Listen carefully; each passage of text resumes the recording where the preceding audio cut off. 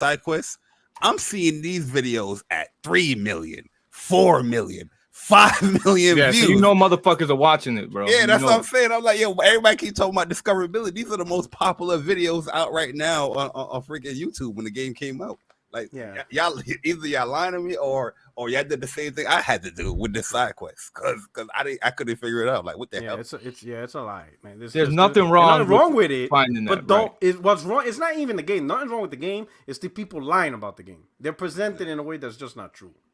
Yeah, like everybody try to have this deep It is not the type of game where you can just know wherever to go and get everything unless you put in the hours. You could do it, but you're gonna be putting in some hours. You're gonna be like there for like 400 or 500 hours trying to find all that stuff on your own.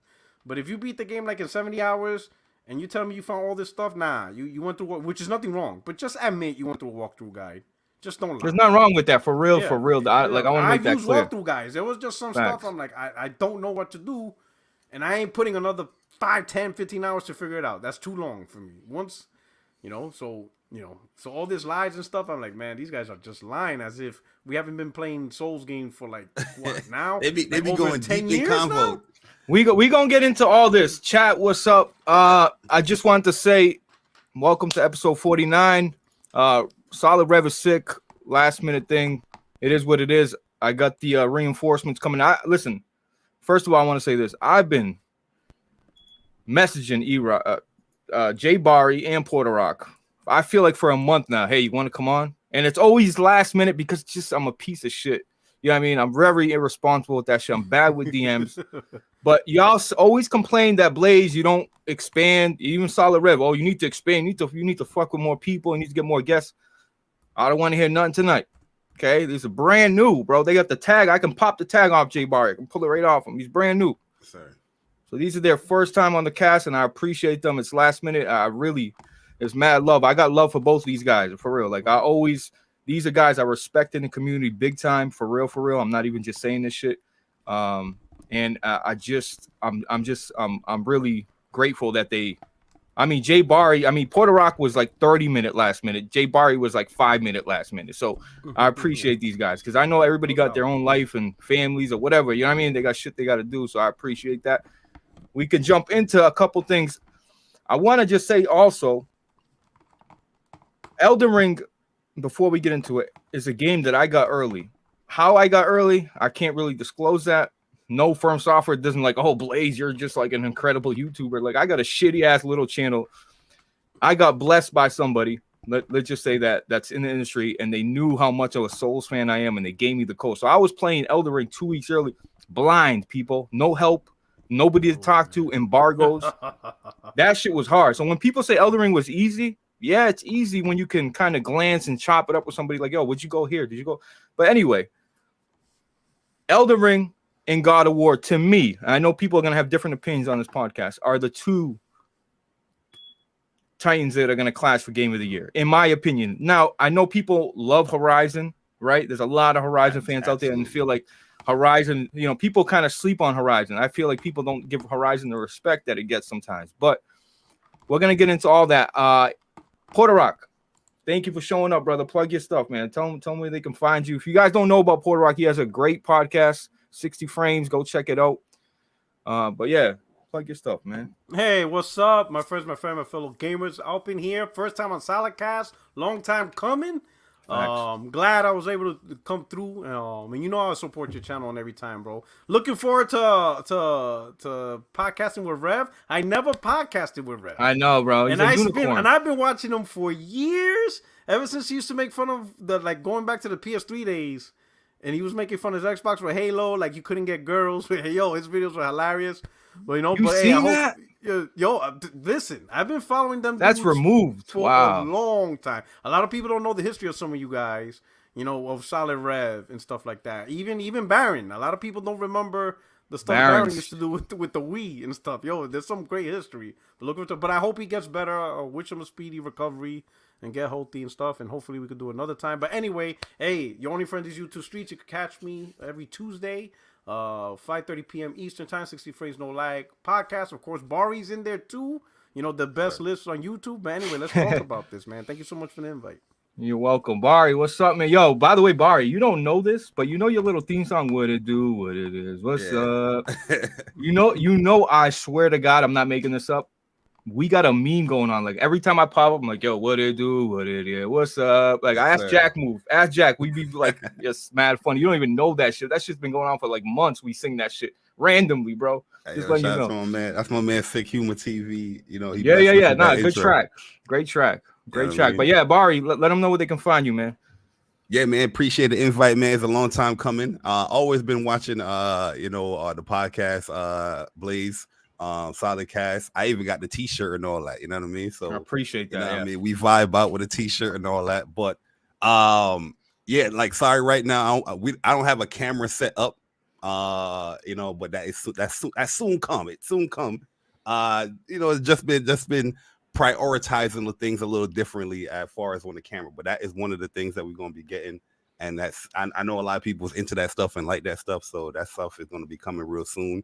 But nah, man, appreciate the invite, man. This one is going to get real down and dirty, man, because a lot of passionate gamers here. The PlayStation Nation in full effect, you know the vibes. And we got to be honest about Elden Ring, man. I love it, but we gonna chop it down. I'm sorry, Blaze. I'm chopping it down. No. We can chop it down. And by the way, listen, don't believe Jay Bari with the camera. A lot of things. Jay Bari buys every single release. He just bought a brand new PC. I don't want to hit, but Jay Bari, listen.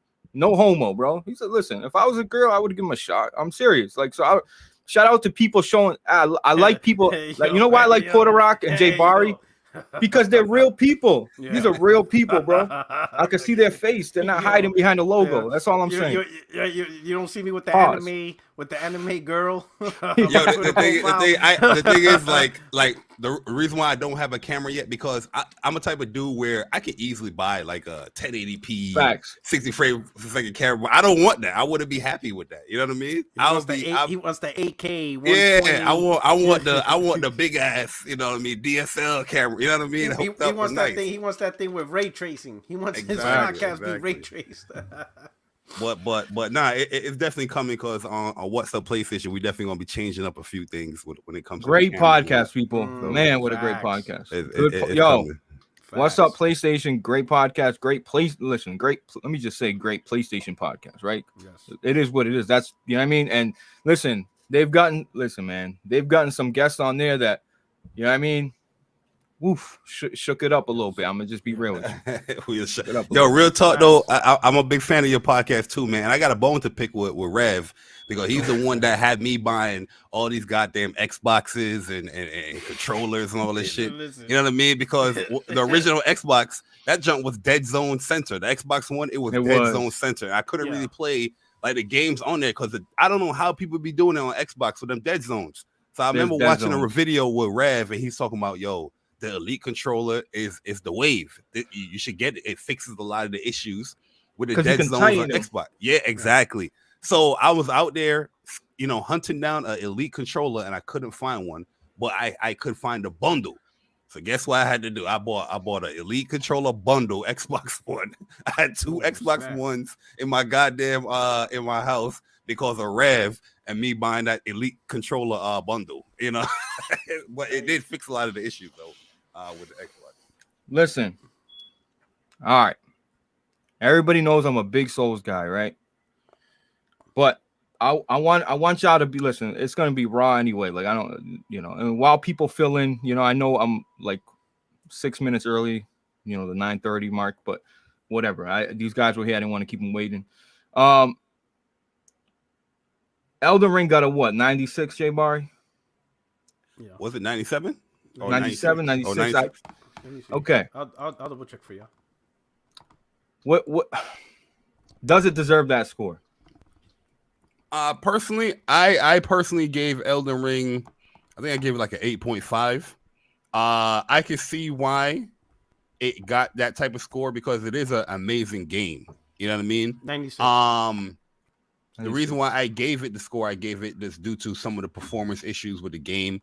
But I understand the scope and how large of a game it is. Like Elden Ring is really like and people are gonna say I'm capping when I say this, but it is a technical marvel as far as what they do in the game.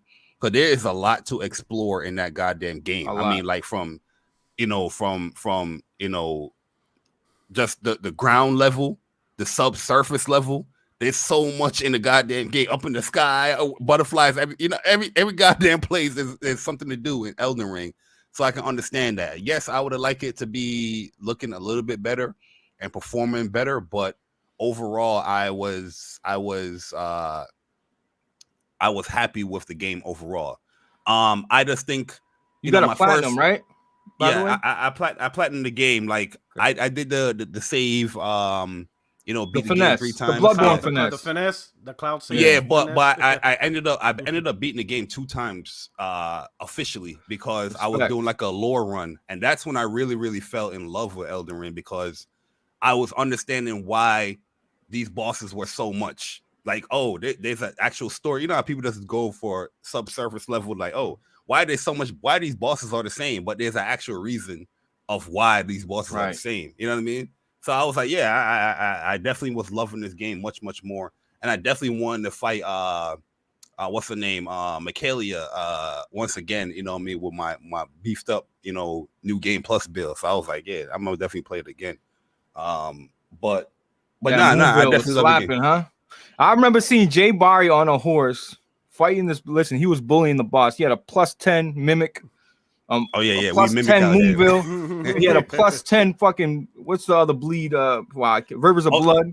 Yo, funny enough, I wasn't really using the Moonville. I didn't use the Moonville like that. When I got the Rivers of Blood, though, I abused the hell out of that. That shit was crazy. My favorite weapon was that weapon you got from one of them sub bosses. It was like the curved greatsword. That was my favorite weapon, bro. I was using that the whole time. My first playthrough. My second playthrough, I was using like the dual katanas and all that stuff. So many weapons. But then they start buffing bleeds and they start buffing other things, and I'll start messing around with other weapons and getting new weapons. So yeah, I definitely enjoyed my time with the game for sure. But so I'm not even mad at the score it got because it's well deserved. I'm in the Bronx, yeah, my bad. Bro, trust me, you'll probably hear it from me too, bro. It is what it is, city life. Yo, all right, so you're saying it deserves it. Yeah, I think it deserves it, man. It's something different that it took the Souls formula that From Software is known for, but added a new layer in addition to it. You know what I mean? And it worked. A lot of people enjoyed the game. The movement of Elden Ring was immaculate in my opinion because it got a lot of people to come together as a community. I was seeing a lot of people doing a lot of co-oping and people was doing a lot of helpful stuff. People was joining all people's games just to do certain things. There were certain people I met through the community because they needed certain weapons, and I was like, I got you.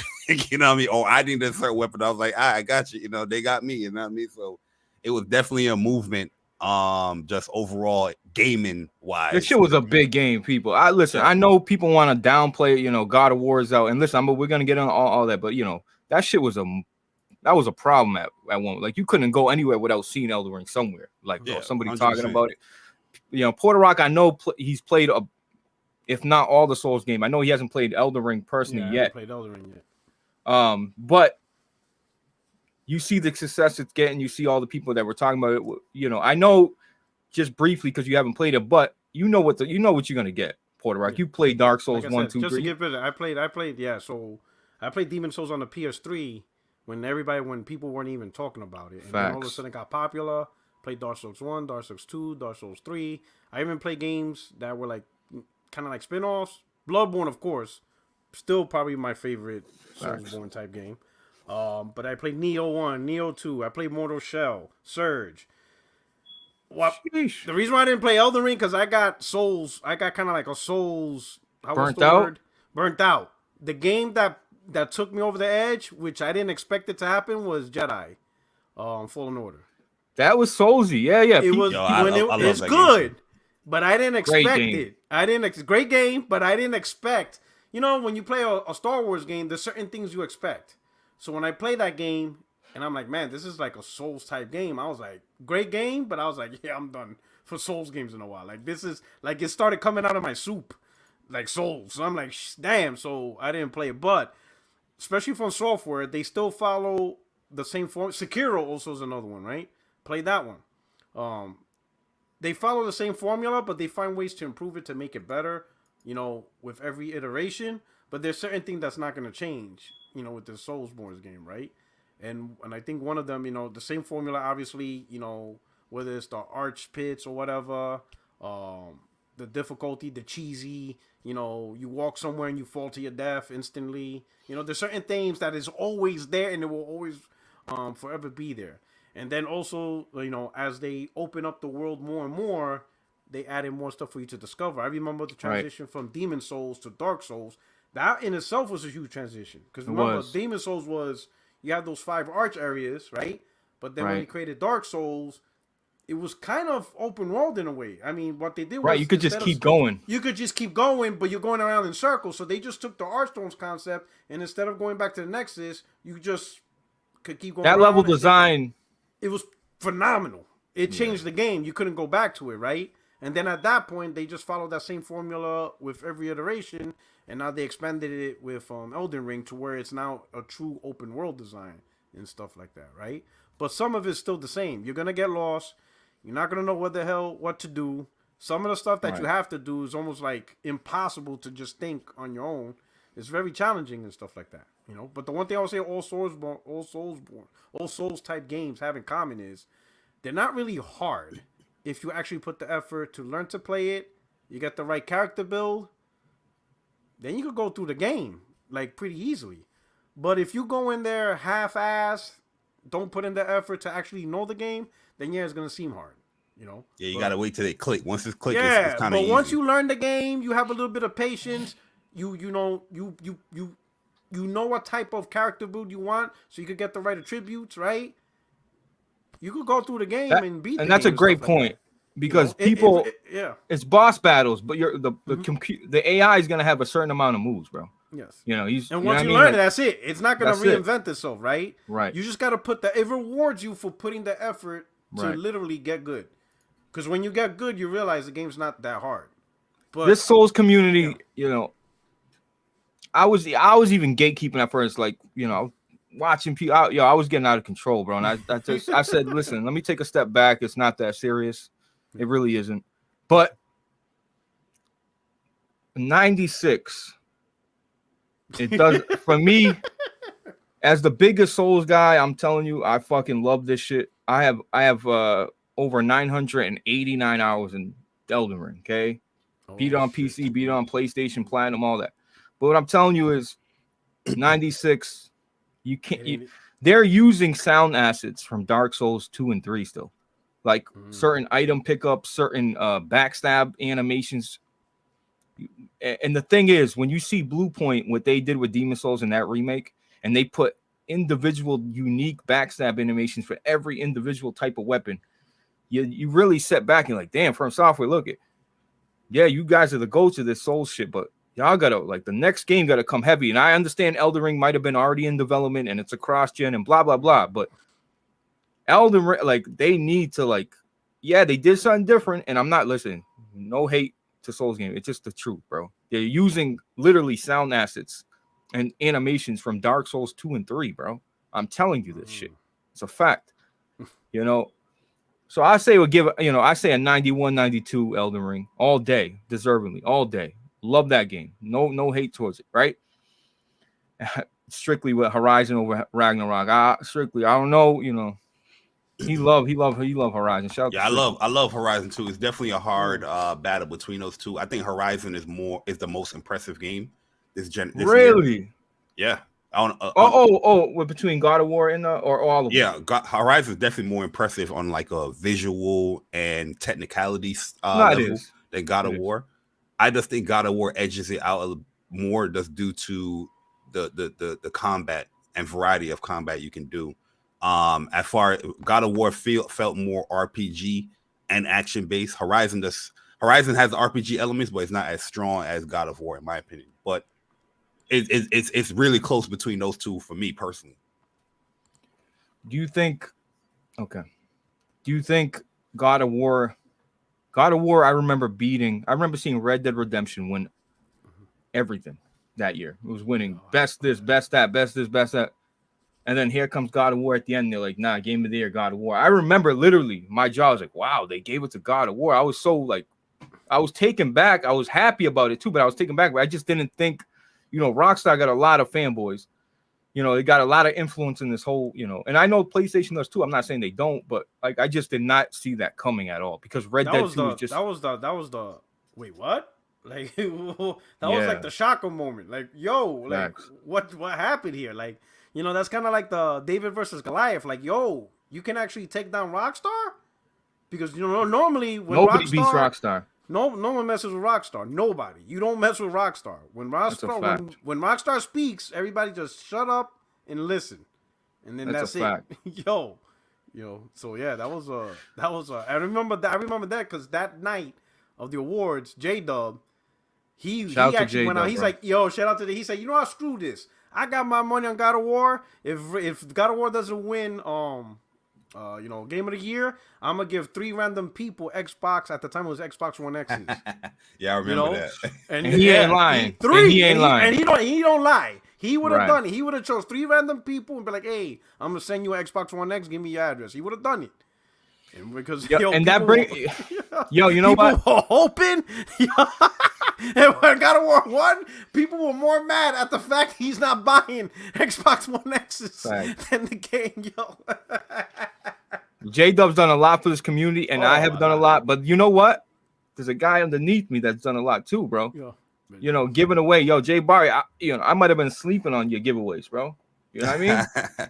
Because man. I've given away pros and fucking a lot of shit too. But, I just never... I'm just doing my thing, but I always knew J-Dub was giving shit away because, I had his cell phone number and he's like, yo, I'm doing this. I'm going to do this. I'm going to do that. So, but yeah, shout out to everybody else. That's what I'm saying, bro. It's more than just YouTube. Like, there are people that are going to watch these shows, whether it's mine, Porter Rocks, J Bars, that just, that's their I'm very low key with it. That's just what it is. You are. You're not doing it for you're right. Right.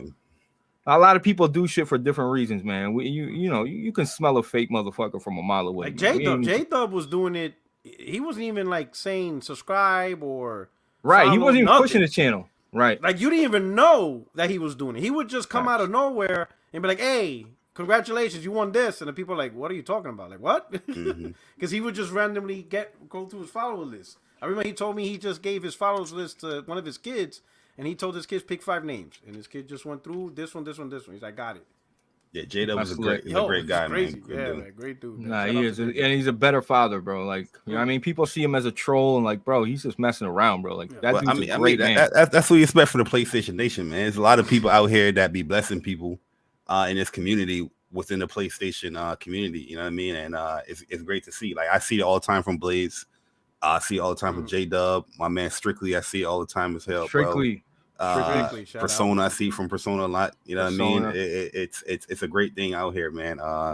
That people do, and I know there's many more people that do it. You know what I mean? But it's not like we got to put out this big ass post like, look what I did. I just gave away this and this, and like, nah. It's just like, Bari, we're gonna get into other. Listen, I don't want to get off topic. I got a bone to pick with you. I already told Rev about it, but now it's you and Persona. You and Persona left on my bone picking level, but we'll get into it after. But so let's stay on topic, guys. Right? Okay, so you've heard of the Elden Ring story. All right, now God of War comes around, right? And trust me, Elden Ring was my game of the year. Like 60, I think I got to a certain part in God of War. And I'm like, all right. I was playing God of War, people, and I'm just like, it's too much. It's too much quality, bro. It's too much.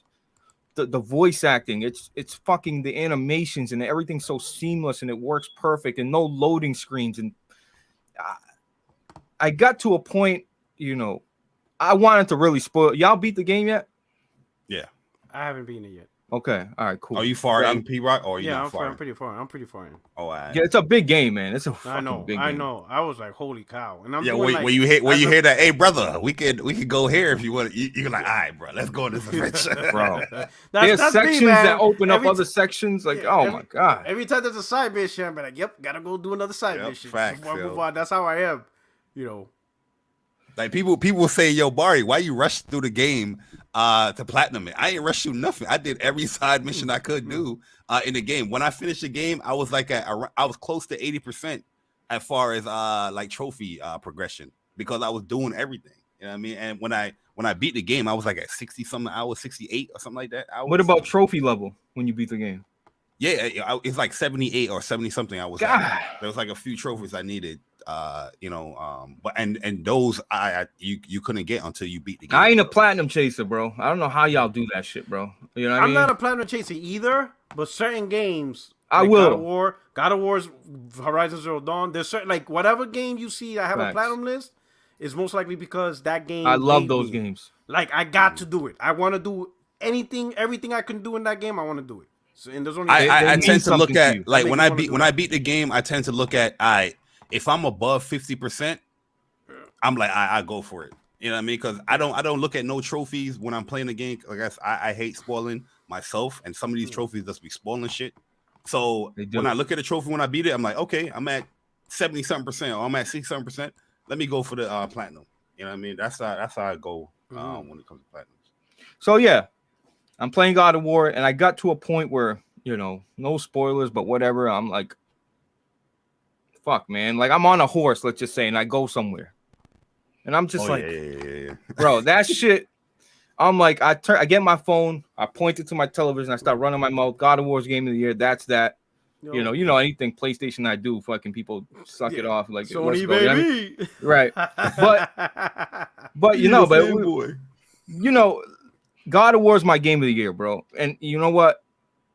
It's not even close. Once I beat the game, bro. As a Souls fan, I can say that, bro. I don't care if y'all get mad at me. I know y'all expect me to hold that Elden Ring, but I'm right now. Is God of War, man. Like that ending and everything. Like I felt some type of way about it. It made me listen. Games don't make me. I don't tear up. I don't like emotional. It got me too. That shit got me a little bit. I'm like, man, like really? All right, man, fuck it. That's what I'm rolling with. Yo, Blaze, can I put some spice on it? Yeah. My bad, man. Let me put a little spice on this. Your comic. I agree with you 100%. When it comes to like the difficulty of the game, God of War is a more difficult game than Elden Ring. Boss lies too. Do you agree or disagree? Okay. Well, I got a question, not for Elden Ring, but any Souls game. Give me God of War. I even go back to 2018. Because normally I've tried to put the game in the hardest level first. When I started God of War 2018 and give me God of War mode, and it took me maybe like 4 hours just to beat like the first few tutorial guys, I was like, oh hell nah. I had to drop the difficulty level down. That shit is hard. Even after I beat the game, I went back to give me God of War mode, and I was like, oh, I don't have the patience for this, man. Like, yo, props to Broken Games who beat the game and give me God of War, especially fighting the Valkyries. That's a whole new level, bro. Like, give me God of War is always going to be the hardest in the beginning. I never seen no shit in difficulty like that. I mean, I'm gonna be honest. Not even Ninja Gaiden Black pissed me off. Like, and I beat Ninja Gaiden Black on the OG Xbox. Not this Ninja Gaiden Sigma fake hardcore. Ninja Gaiden Black. Right. The official. That was at the time you had to really. That shit was hard. Yo, and Give Me God of War was ridiculous. I'm like, yo, I don't even know if it's me or if I'm too old. I lost my skills, but it made me rethink. I'm just not that dude anymore. Yo, that's the question we all asked. I asked myself that with this week. At that point, it's like Jordan playing on the Wizards. Yo, you gotta stop, bro. Like, yo, you ain't that dude no more. You not that dude on the Bulls. Like, hey, everybody, you saying you getting older? In my opinion, the skills ain't there no more. I felt some type of way. Can I ask you this? Did you get to the point where you're fighting certain bosses that are equivalent to like what the Valkyries were in 2018? No, not yet. Okay, all right, so I ain't gonna say it. All right, but all right, but I didn't put Give Me God Award. I humbled myself. I'm like, God of War is tough on normal. God of War is a hard game on normal. I promise. I did the second to last difficulty, no mercy one. Yeah, so I'm right. Yeah, that's where I'm at right now. You know, like I said, I'm Jordan in the post NBA era. I playing the old man league and shit. Hey, Jordan can still go off. You know what I mean? Yeah. On the Wizards, yo, but Bari, I seen one of your videos. You put up, you know the Grave guys. Mm-hmm. I'm watching you, and Jay Bari's just like this. Parry, boom, parry. I'm like, God damn, man. I'm like watching. I'm like, damn. I was like, that was a fucking. I watched that video, bro. Anyway, God of War harder than Elden Ring is like I'm walking on eggshells saying this shit. I'm just gonna say this, like depending on the game mode you're playing on, and depending on like in Elden Ring, you can die to a regular foe. That's what I'll say. Like, maybe boss. I don't want to answer this shit, bro. I just don't want to answer. You don't want to the regular enemies. The regular enemies in God of War too. Like, I'm talking about no mercy. Give me God of War difficulty. Obviously, Elden Ring is just default. Whatever it is. But regular bosses or regular enemies, they can be one-shotting you in this game. Especially later in the game, they can be one-shotting you in this game, bro. It's crazy. They got red health bars. I had enemies with red health bars, bro. Those videos, that's not like my first try or whatnot. Some of those bosses there, that was like I was after. People in the chat could be fronting like, I was watching these. Nah, first try. Post it up, like live stream it, and let me see that you are just going through this on your first try. Because people just be capping up. Bro, I died a lot in God of War. A lot. No shame in that. See, I'm a PvP guy. That's where I differ. This is where I get my balls drop a little bit on everybody, right? I'm like, because I'm not facing the computer. I'm facing another human being that's unpredictable, bro. You don't know what he's gonna do. You don't know what magic he got. You don't know what type of build he got, and you fighting him. And bro, I be parrying these. Listen, I don't claim to be good at any game, chat. I'll tell you this all the time. Just Souls PvP has always been my thing. I always found it interesting, and I always just gravitated to that shit. So God of War is very hard though. If you really if you're gonna say Elden Ring's hard, like, oh, God of War is easy, let me see, like Jay Bari is like, let me see a video, bro. You know what I mean? Let me see what you're playing on, because that shit is very hard, bro. It really is challenging. I don't care that it has, well, Blaze, you can drop it at easy. I don't care. I'm telling you, on normal, you can die a lot. There's like 4 bosses I was struggling with in Elden Ring. That's what's her name? Blade of Mikla chick, which is my favorite character. I keep forgetting her name too, man. Holy shit. I got her statue. She's on the thumbnail. Yeah, she's on the fucking thumbnail. Bro, help me. Oh my god. The Malekith dude, the Black Blade, he was a struggle. That's endgame. Horrocks Lu, Melania. Yeah, Melania. She was Melania. Horrocks Lu, the dude that be power driving you. Yo, I was getting my ass beat by home, bro. You know what I mean? The last boss, it wasn't like a hard thing. It was more like for annoyance because it kept running. But yeah, those are the bosses. Like I was like, all right, bro, I gotta tee up. You know that meme where you sitting down, but then you have to like, all right, let me. You know what's funny, Jay Bari, is a lot of those bosses you were going in bleed build and you just fucking. They're bled to death, basically. Yeah. But a lot of those bosses are immune to bleed. So I've seen a lot of people going in there with their little maxed out, you know what I mean, bleed katana and then get embodied because it's ineffective. Like the last boss, you can't use bleed on it. Yeah. You know what I mean? So, Melania, though, Jay Bari, I died to her a bunch of times. I don't know the count, but yeah, that was a struggle. I got her down to the point. I posted on Twitter, this ain't no cap, where I parried her to oblivion. I think she might have hit me once. I parried her, killed her.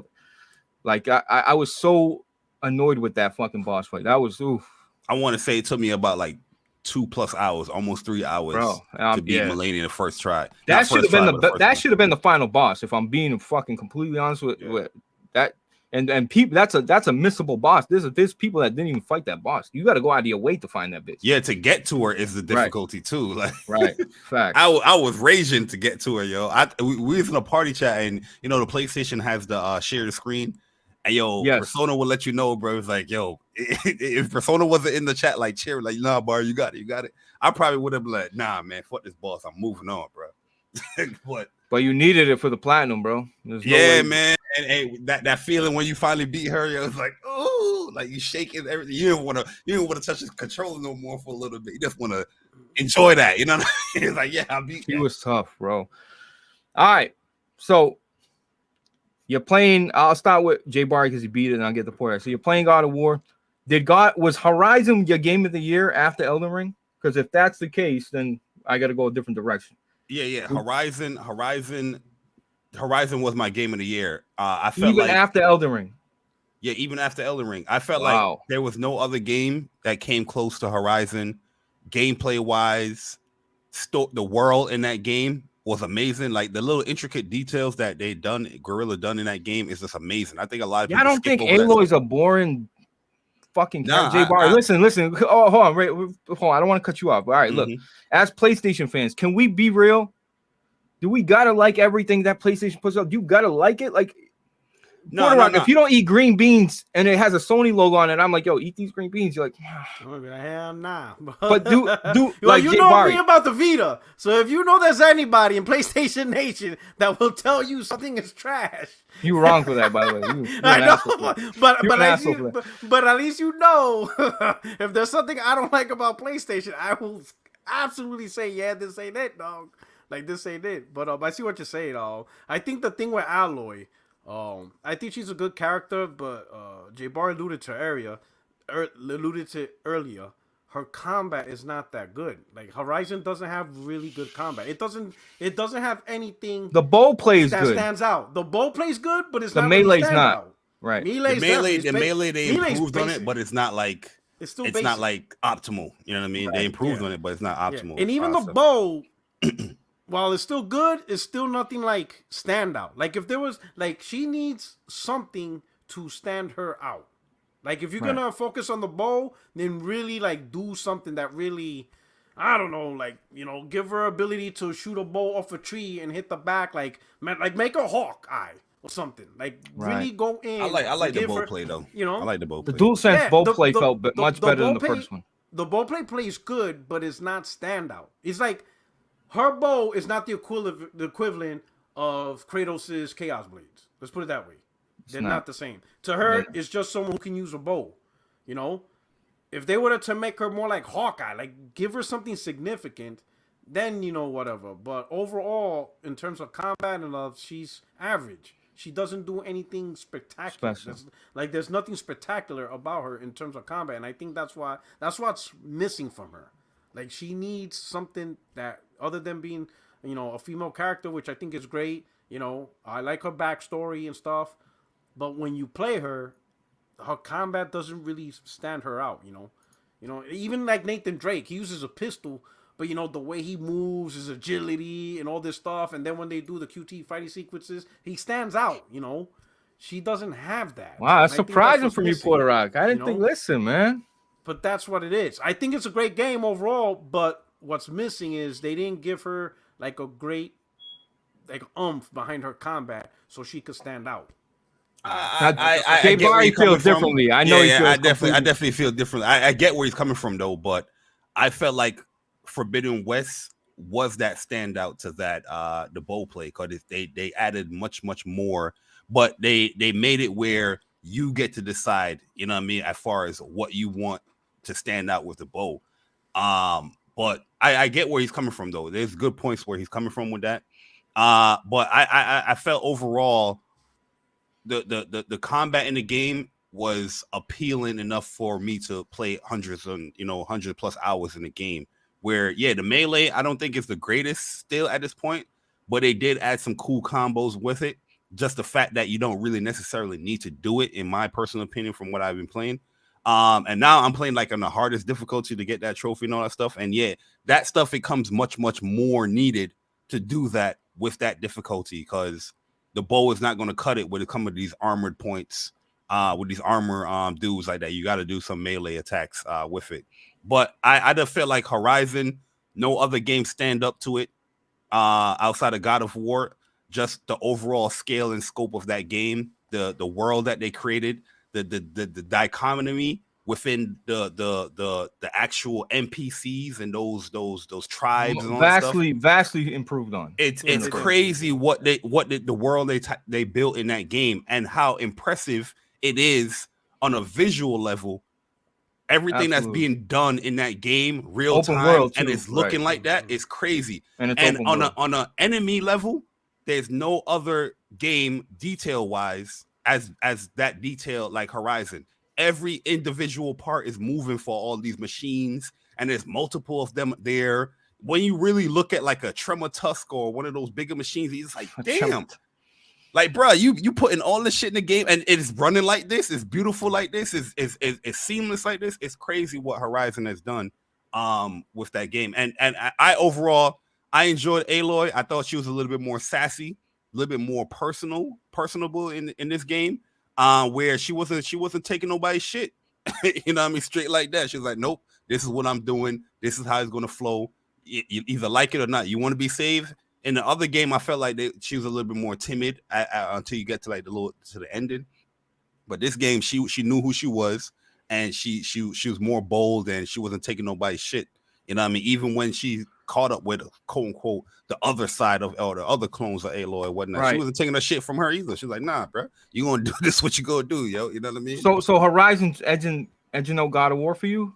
Is that no? I think God of War is the better game. I think when it comes to this year, those are the two best games of the year, in my personal opinion. Yeah, I see. I don't got a problem with Horizon being there. I really don't. Whether I beat Horizon Forbidden West. I can't say the same thing about Horizon Zero Dawn. I couldn't get. I got to Meridian City, and I remember opening the map and seeing question mark, and I wasn't listen. Sometimes that's overwhelming, man. Sometimes you'd be like, man, I can't do big game. It's a big game, and that's not Horizon's fault. That's a Blaze issue, right? Like that's my issue. Like, and that's not the reason why I dropped it. I'm just saying, like, I wasn't invested in it at the time. You know why? Because I had put it down and then I went back to it. You know, when people say they can wait for first party games, I'll wait a year to get on PC. Like, bro, you missed that wave and that I don't care what y'all say to me, bro. If you're not like that week of release is special, bro. Like, you can't, like, it's just a fucking movement. You go on Twitter, everywhere you see there's like you kind of miss that excitement wave. Personally, in my opinion, like, but Horizon Forbidden West to me is a debacle because of the Metacritic score. Like, it's a better game in every, people want to say maybe the story's better or it was more confusing in Forbidden West, but every way you look at it, Forbidden West is the better game from the first one. And how it scored. That's why I was nervous. That's why I said God of War is going to get a 90 because I'm like, yo, they're going to fuck God of War up and give it a bad score on because it didn't make sense. Horizon Forbidden West was the better game, clearly. Horizon Forbidden West was a bigger step as far as a sequel than God of War 2018 to Ragnarok. I mean, overall, combat wise, I think God of War takes it as far as what they have done. But Gotcha. Everything else from a technical level, visual level, story-wise level, God of War was a great addition. The Ragnarok was a great addition and a great supplement to everything going on in the God of War franchise. So I'm not knocking it, but like when you go from Zero Dawn to Forbidden West, that is a big leap as far as what that franchise is. Obviously, it's a newer game too, but you know what I mean. That's just my little. So God of War edges it out for you, right? Yeah. God of War edges it out. Yeah. Porter, you beat Forbidden West. Oh yeah. Mm-hmm. And you're playing God of War, so you haven't beat it yet. But I'm gonna tell you right now, God of War impresses me more than Forbidden West. Forbidden West wasn't my game of the year at any point this year. Like, Wow.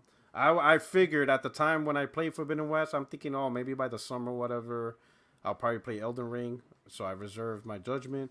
But at the time when I beat Horizon Forbidden West, it was great, but for Game of the Year, I'm thinking, this ain't it. It's a great game, probably one of the top games for 2022 for me. But I would have not, Now let's say if God of War didn't come out and stuff like that, then I would be like, because like last year's Game of the Year, it was a pretty sorry list of nominees, right? What was last year? I'm sorry. Last year, it was, what is it? It Takes Ratchet Two. and Clank. It Takes Two. Yeah, that one. Psychonauts 2. But look at the nominees: Resident Evil, Psychonauts 2, Ratchet and Clank. They didn't even put Returnal. I was like, this list is sorry. Returnal was definitely the better game. Yeah, it was a sorry ass list. I'm like, Returnal got fucked. Yeah. Oh yeah, I think it got robbed in my opinion. If that was the list, I'm like, and then when I saw Psychonauts 2, and I'm like, and now Returnal. I'm like, they did Microsoft a favor. Like, let's put a first party there. And Deathloop. I was like, what? Deathloop. Y'all like Deathloop? Y'all like Deathloop? I'm not even interested in Deathloop. Like, I don't like the combat Deathloop, but everything else is amazing. Nothing interests me. Cool. I'm not saying it's a bad game, or whatever. It just doesn't catch. It wasn't catching my attention. I'm like, I'm not feeling this. So had a stench to it, man. I can't tell you what it is, but I don't know. But Horizon Forbidden West was a great game, but I'll be honest, in all reality, I didn't really see it as. I knew it would be a Game of the Year contender because a lot of things Jay Bari described is true. On a technical level, it is a masterpiece. It is amazing how technically well designed that game is made. It really is. With the huge scope, how much life and activity is constantly, and I don't think people could really appreciate that because they really took a world. You know, it's like being on an African safari. You just see animals everywhere doing their own thing, and that's Horizon Forbidden West. You know, you just see animals just running, grazing, herds going different places, and everybody's doing their own thing. You know, all the machines. It's just life from villages. You see random villagers hunting and stuff. It's just a lively world, and it's smooth. It really is. The frame rate's locked. You can fast travel like within seconds. I was like, yo, this is incredible. And if you just get on one of the rides and you could just ride the whole map, and it's just a smooth, connected world. So on a technical level, especially how graphically great it looks, it is a technical masterpiece. It really is. There's no lie. On that level, I have to agree with Jay Bari. On a technical level, there is no game that did what Horizon Forbidden did. And you know what's funny? Masterpiece. It's crazy how smooth, well designed, how much stuff. Variety, deserts, snow mountains, nothing copy. A lot of biomes. Yes, so much biomes. All of them have life to it. Lots of movement. It's incredible, man. It's an incredible technical. Gorilla, I would say, is probably one of the best technical. I was gonna get there, like there, you know. Period. Gorilla is coming from Gorilla was making linear first-person shooters. You know what I mean? Like they're going from a linear first-person shooter like Killzone to that. Like that's why it's so like. And like if you ask people 5 years ago, give me PlayStation's best developer, they're gonna tell you Naughty Dog. Yeah, and Gorilla was not on that list. But now, if you ask certain people, they're gonna say, "Oh, well, Insomniac is feeding PlayStation their quality and boom." Yeah. But then, bro, look, you got Sucker Punch. Ghost was like a fucking. You know what I mean? And then you like, I'm just saying, bro. Like that's another one, bro. That's one thing. These guys are mastering the technical masterpiece behind their games. Like when you see can we get a quick top 3 developers from both of you? I'm from PlayStation. I personally gotta. Oh, for me personally, he knows right away. Look at Jay Bari. yeah, Insomniac, Sucker Punch, and it's a toss up between Naughty Dog and Sony Santa Monica. No, you can't do it. Wait, so you're saying between one, it's them two? Yeah, as far as like 3, not in order. Not in order. Like, okay. Oh, you're not in order? Oh, you're just naming. No, I want in order, Jay Bari. I want in order. He wants number 1, number 2, and number 3. Yeah. Come on, if you got to put the money down. Come on, baby. Yeah. For me, I would say Insomniac, Naughty Dog, Sucker Punch, personally. Sucker Punch 1? Yeah, I'm a big fan of Infamous. I'm a big fan of Tsushima. And when I look at like my personal favorite games, it's there. Reason why I put Naughty Dog up there is just due to the technicality level, but I really want to put Sony Santa Monica there, to be honest with you, over Naughty Dog. Matter of fact, I will personally over Naughty Dog. Naughty Dog, I'll put them as far as like personal enjoyment. They're the 4th, and this is not. Wow. You know when I say that, people's like, "Oh, you don't like Naughty." Wow. No, I'm not saying that. I'm just saying like it's tough to decide for me personally. Bro, they put Naughty Dog with Rockstar, Jay Bari. You see what you're saying right now, right? All right. So go ahead, Puerto Rico. Let me see. That's I'm not mad at your list, Jay Bari. It's just unexpected to me. I didn't. I mean, they gonna kick me out of PlayStation Nation with all. They're gonna kick your shins, Jay Bari. They're gonna go after your shins. Yes, sir. I'm gonna say it may seem obvious, and everybody's like, okay, everybody said it, but I'm gonna explain why. Number 1 is Naughty Dog, and I'm gonna tell you why. Because if you look at all the studio, they have the most diversity, and they excelled at all their games. Crash Bandicoot, Jak and Daxter, Uncharted, The Last of Us. They haven't had a miss yet, have they? Yo, I think when the beginning made like Way of the Warrior, but that was like way back before PlayStation. That's before they But got when you look at the variety, Crash Bandicoot, then to Jak and Daxter, then to Uncharted, and The Last of Us, and then whatever their new project, hitting multiplayer. When you think about it, they created a very innovative multiplayer with factions. These dudes ain't missing, bro. Whatever they touch, that shit is like the gold. It's like the Midas touch. They be like, yo, that shit's gold, bro.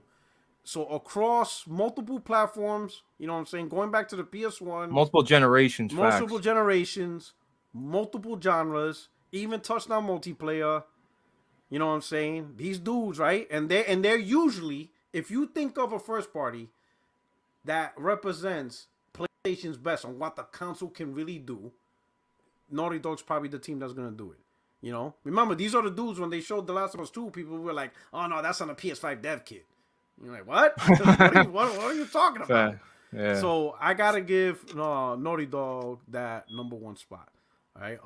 For the number 2 spot, I believe it or not, I'm gonna give it to Sucker Punch. Right. Sucker Punch had Sly Cooper, right? So they were also had multiple Decent Time is my joint, bro. Yeah. So they have Sly Cooper, Infamous, which was pretty amazing for the superhero game. Now, granted, it's not a comic book superhero game, right? That it's not the Thor or the Batman. They built that out of nothing, but they built that out of nothing, and it worked, right? And his powers was crazy. And then you see what they did with Ghost of Tsushima, just completely open world and a whole new unique thing. Man, that's talent right there.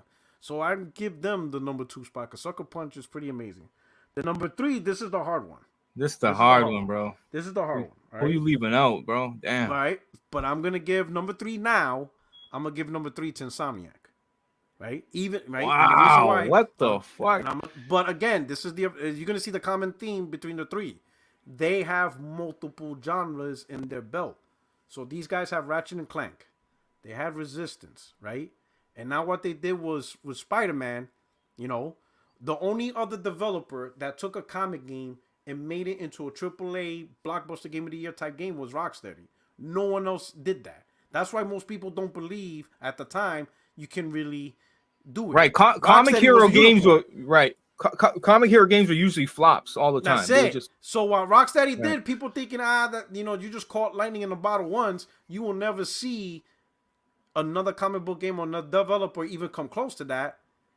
Insomniac comes out and be like, yo, hold my Hennessy, son. Not my beer.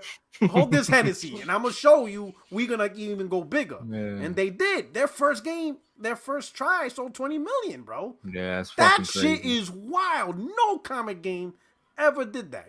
It technically sold more than Halo's highest selling game, which was Halo 3 at 13 on a single platform, too. Hold on. That shit is wild. Crazy. You see what I'm saying? But on top of them, what they're doing on Spider-Man, they're about to do Wolverine, that's going to be bananas. But they also had, again, they had, Ratchet and Clank, which was popular, Resistance. They had Sunset Overdrive for Xbox, which a lot of people on the Xbox side really like from Insomniac. They ain't beat that game, P-Rock. Come on, man.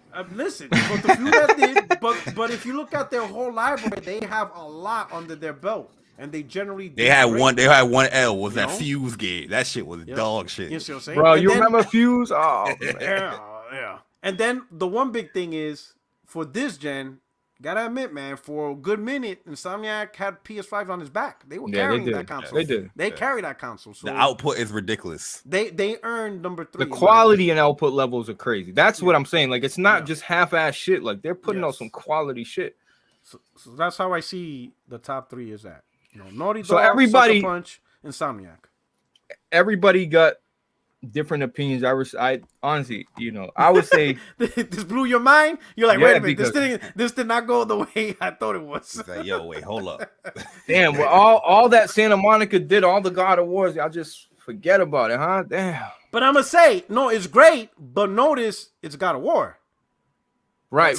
You're saying diversity, right? All right. What if they make another game and it's a flop and they be like, fuck it, we're just gonna stick to God of War? Wasn't Corey doing that? You know what I'm saying? What? Corey's doing that, right? Corey did Twisted Metal. He did Twisted Metal. He was doing Twisted Metal and God of War. You gotta see their next game. Their next game. But their next IP gonna be different, right? We're gonna find out. Yeah, the next IP is different. So we're gonna find out. We're gonna find out. If he could pull another. That if he makes another game and it's a new IP and it's another like, holy cow, like the Last of Us type moment, not saying we want the same game, but like a new IP, and we're like, yo, that's gonna move them up the rankings. That's gonna move Santa Monica up. Bro, new IPs is the hardest thing to do in the industry, and PlayStation just keeps doing it, bro. Yes. Like y'all are so fucking spoiled. You know how hard a new IP is, bro. Yeah. You understand how hard it is to get a new IP off the ground and make it be successful, and people like it and get invested with the characters and all that shit that comes with it. That shit is hard to do. That's why. That's why you see getting Halo, and you keep seeing iterations of the same games because it's a hard thing to do, bro. Yeah, because first thing is it's hard to advertise a new character because now everybody's gonna ask question. What's this actor? What's it about? Especially, I would say one things I don't like about gaming this era is everybody's trying to push the fight of woke or anti-woke, and I don't like that. Like, I hate that shit, bro. Just Corny. let the creator be like. Nobody got mad that we had to play as aliens. Just let the creator tell the story. Let it be what it be, and enjoy the game for the story. Whatever. Let's not get into this woke anti-woke fight because there's no place for that in video games. Video games are about creativity. We played as gods, aliens, munchkins. We're playing as cats. Like just you know, there's nothing safe. You know, I've never seen a generation where people now are complaining about the type of characters they played when generally we used to control some of the most weirdest animal. Like what the hell is a Pac-Man? I still don't know what even that back is. then, back then too, we didn't care about like race or nothing either. Like I feel like that's being too much. Whatever the story, too much politics, bro. Say it. Yeah, it is what it is, bro. Just let the developer and the illustrators tell the story they want to tell, and just play the game, and then just let that world exist. You know, that's what I would say. So now, when you make a new IP, studios now have to get like cultural teams and like, oh man, like, bruh, like it's like you said, it's really hard to break out a new IP now because somebody's gonna say something, right? And then there's a lot of hypocrites. Look at Forspoken, new IP, but people are more enamored to this character being like black rather than look at the cool shit I'm doing in the game. Yeah, just look at the cool. I saw some of like the battle, like little glimpses of the battles. I'm like, yo, that looks crazy. Like the combat. I'm looking forward to more of it. Nah. I seen that a lot. You know, I remember, I never forget when Mafia 3 got launched. You're like, what the fuck? A black guy in a Mafia game. Right? You remember that? I remember that. But people didn't understand the backstory to that, bro. He's not in, like, he was, right. But he wasn't in the, like, man, people he just wasn't a made man or anything like that. But just like, let just listen to the story and just I'm going to tell y'all why Naughty Dog got to be number one, bro. Shame on you, both of you. All right. Wait, is Naughty Dog number one for you? Yeah, it was number one for me. You know why they're number one for me, bro? Because they put the PlayStation 3 on their back, bro. PlayStation 3 was listen, PS3 was just sitting like not for me, but when you look back historically, PlayStation 3 wasn't doing so hot. And then came Uncharted. Bro, and then came Uncharted 2. And once Uncharted 2 hit, they're like, wow. When Gears of War was maxed, like Gears of War 3, I remember one of the devs said, like, we can't, the 360 been pushed to the limit. They were at the limit at Gears of War 3. Naughty Dog had found the cell process, and they found a way to, like, get every fucking ounce out. Like, and not, like, listen, Uncharted 2, for me, was one of those games that just, whoa, like, PlayStation has arrived. Not to say they weren't putting out shit before, because they were, right? The Resistance, all the Infamous. I'm just saying, like, you know what I mean? But, yeah, am I surprised? Was crazy. Uncharted 2. Bro, it's a 15-year anniversary of that. I remember I just seen but you know, I know people be like, where's Ben Studio? Come on, guys. Where's Zipper Interactive? Come on, guys. You know what I mean? Ben Studio gets y'all like Days Gone? They need time. I like Days Gone. Give them time. You like Days Gone, Jay Bari? I love Days Gone. I thought Days Gone was an amazing game. That's another impressive game. I think a lot of people is very underrated on that game visually. Yeah, visually wise, and what they have in that world too. That's one of the best open world games, in my opinion. That's as far as the world is attacking you. You know what I mean? You're not just traversing all willy nilly in that game, bro. You got to watch out for a lot of shit that's going on in that game. All them characters on screen, bro. Keep it a bug. Yeah, the Pro was dropping frames a little bit, but hey, that shit wasn't done before. That's another example I gotta admit of a good lively world, right? So there was one time I was, you ride a motorcycle and they trap you with the little, rope line and you fall off your bike, and then they capture you and now you're stuck in camp and now you have to escape the camp, get your equipment back, right?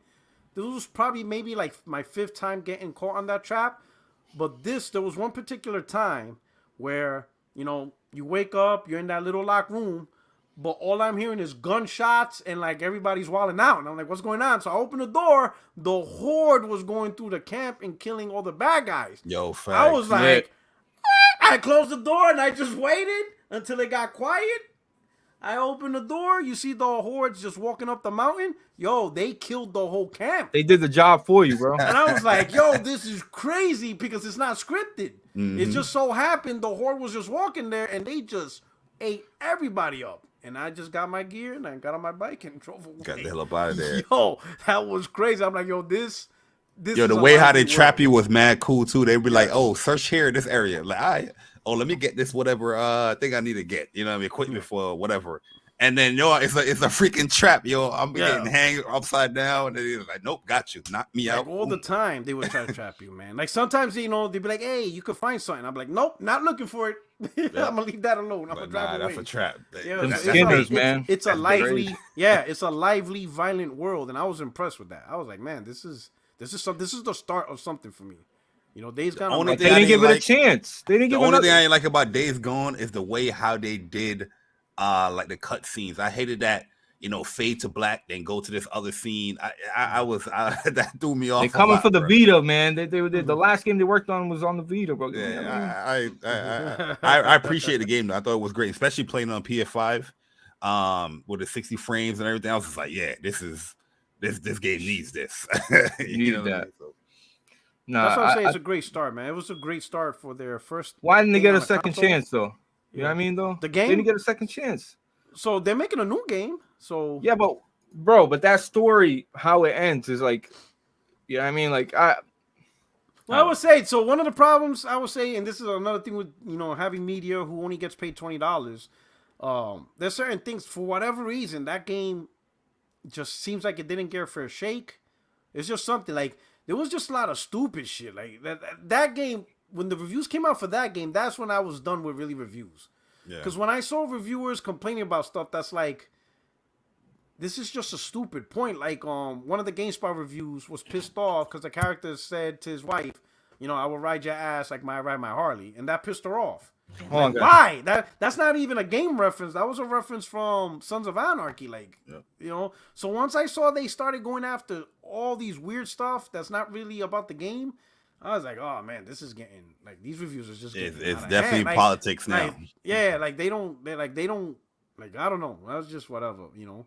But I say the one thing that didn't help the game either, because I bought the game day one, but once I started hearing about performance issues, I'm like, all right, let me wait a couple of days before I start playing. But it seemed like every day a new patch was coming out. I've never seen a game get so many patches within like the first 2 weeks. Yeah. I was like, holy bro, they were trying, bro. So I have no idea how bad the game was day one. I waited 2 weeks, and then it seemed like daily the game kept getting a major, like a patch.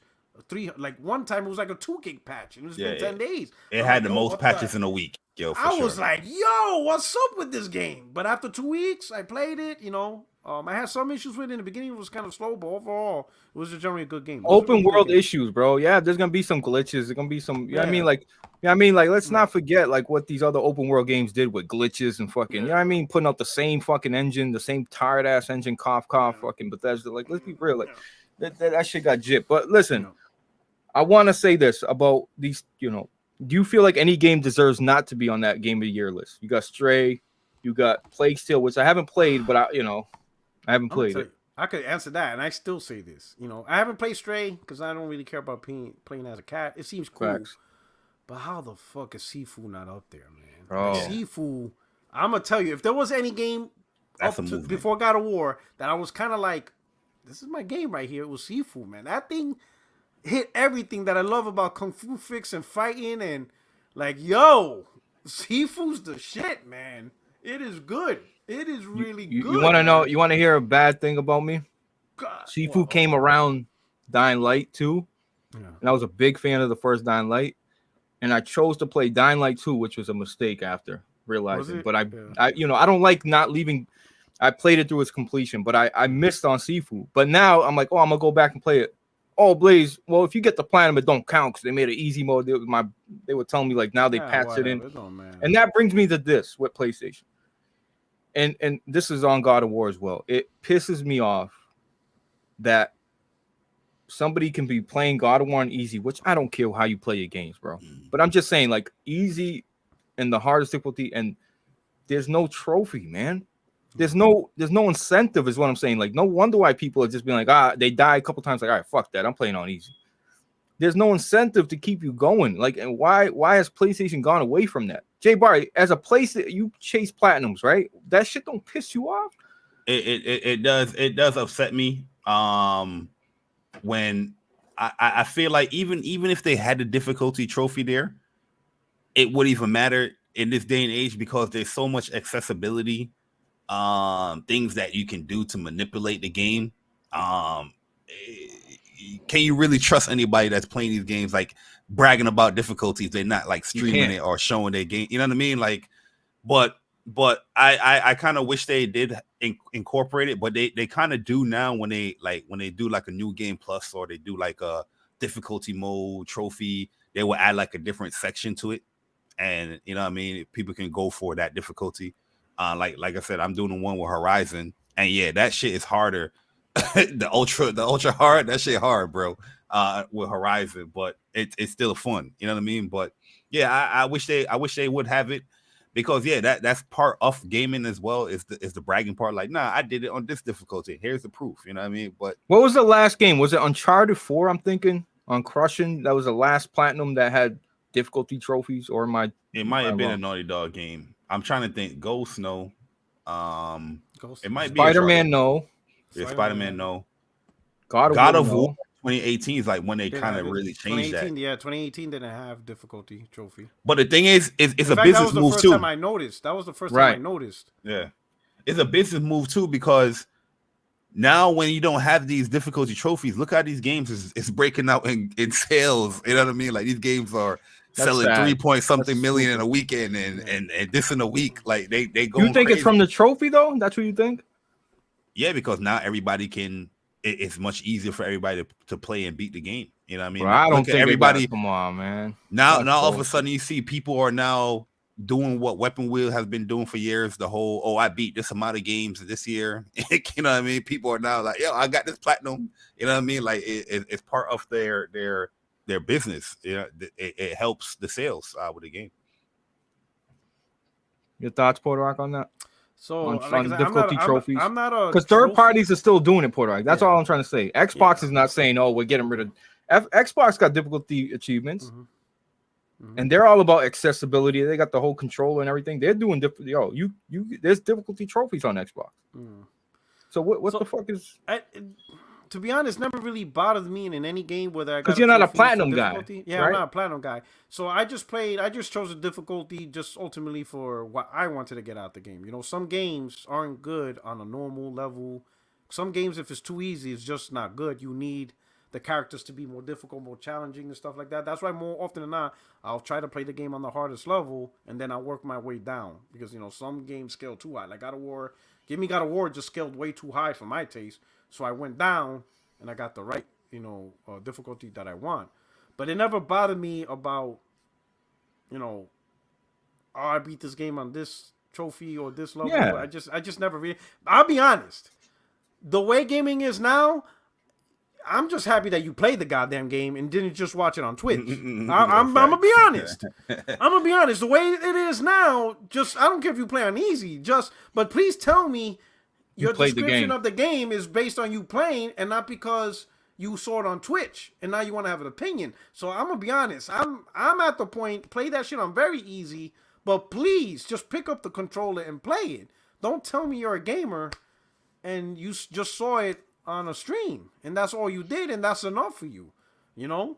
I even seen a tweet, from a gamer that had a pretty good following on Twitter, saying that they might just stop playing and just watch the rest of God of War on Twitch. That don't even make fucking sense. I'm like, bro. But I'm saying though, they're literally thinking about stop playing the game because all they need is to just see the rest of the story, and they could do that. So for me personally, easy, hard, I don't care. Just pick up the controller and play the game, and then talk to us if you want to talk. But don't come in this community. Don't have a podcast. Don't come on my timeline talking about games and you don't want to play it. Like, no, my thing is like when people play on easy and all that stuff, like I feel like you don't really appreciate combat. You don't really appreciate like really exploring the game as far as what the game can offer, playing on those modes, but they speak like they are. You know what I mean? Like, you're not appreciating the combat on no easy fucking mode. You're destroying shit in 2 hits. How can you go in depth on the combat? You know what I mean? Yeah, yeah, exactly. To me, some gamers need to be smart on what they're doing, right? And a lot of gamers just don't really know how to articulate and actually have a conversation. If you play a game on easy, then you really can only really talk about is the story, and that's really all you can really talk about, because that's really why you play on easy. You don't want the game too hard to impede you from having that, story-driven momentum where you could go from stage to stage, stage to stage, stage to stage. But you play a game on easy, you can't really complain about the lack of challenge or the boss fights wasn't really that engaging. Like, bro, you played on easy. That's why it wasn't engaging. You didn't really have to use massive skills to beat the person. If you play on easy, it's because you just want to go through the motions, enjoy a little bit of the game and the combat, whatever, but you primarily want to go through and experience the game primarily from a story-driven perspective. You could talk about the story, but don't really talk about the AI and the difficulty, or how the skills, skill tree and whatever. Like, do y'all think really have those concepts? Y'all think they should have a separate Game of the Year awards for? And I know they got a section for indies, right? But people are having a problem. Like, Plague Tale, I think, is not even a AAA game. I think it's like a AA game, like or some shit like that. But do you think there should be like? Does Stray have any right winning Game of the Year? Would y'all be upset about it? Like, yo. Like, when you just look at the quality, I'm not shitting on Stray. Like, whatever. I don't like Stray at all, but I'll be honest with you. Any of these games that win Game of the Year in that category, I would be upset, to be honest with you. Any of them. Stop. I personally don't think Stray belongs in the Game of the Year. Jay Bari, that's cap, bro. I love you. Stop, man. If Stray wins Game of the Year, I'm done. I ain't ever watching the Game Awards. Don't even, I'ma mute those words. The Game Awards, Jeff Keighley will be muted. I will never. Ain't no way you're gonna tell me Stray wins Game of the Year. I don't think Stray belongs there. Well, I did enjoy Stray, but I don't think it belongs in the Game of the Year. I would rather Seafood. Yo, that's crazy, bro. If that thing wins, I wouldn't know what to say. I would just be speechless. I wouldn't. Nah, they gonna say yeah, but it takes 2-1. So I mean, I know, but if you look last year, the whole list was trash. So I'm like, at that point, any game winning, I was like, whatever. It just wasn't a good year. People love cats. But like, yo, if Stray wins, I would be like,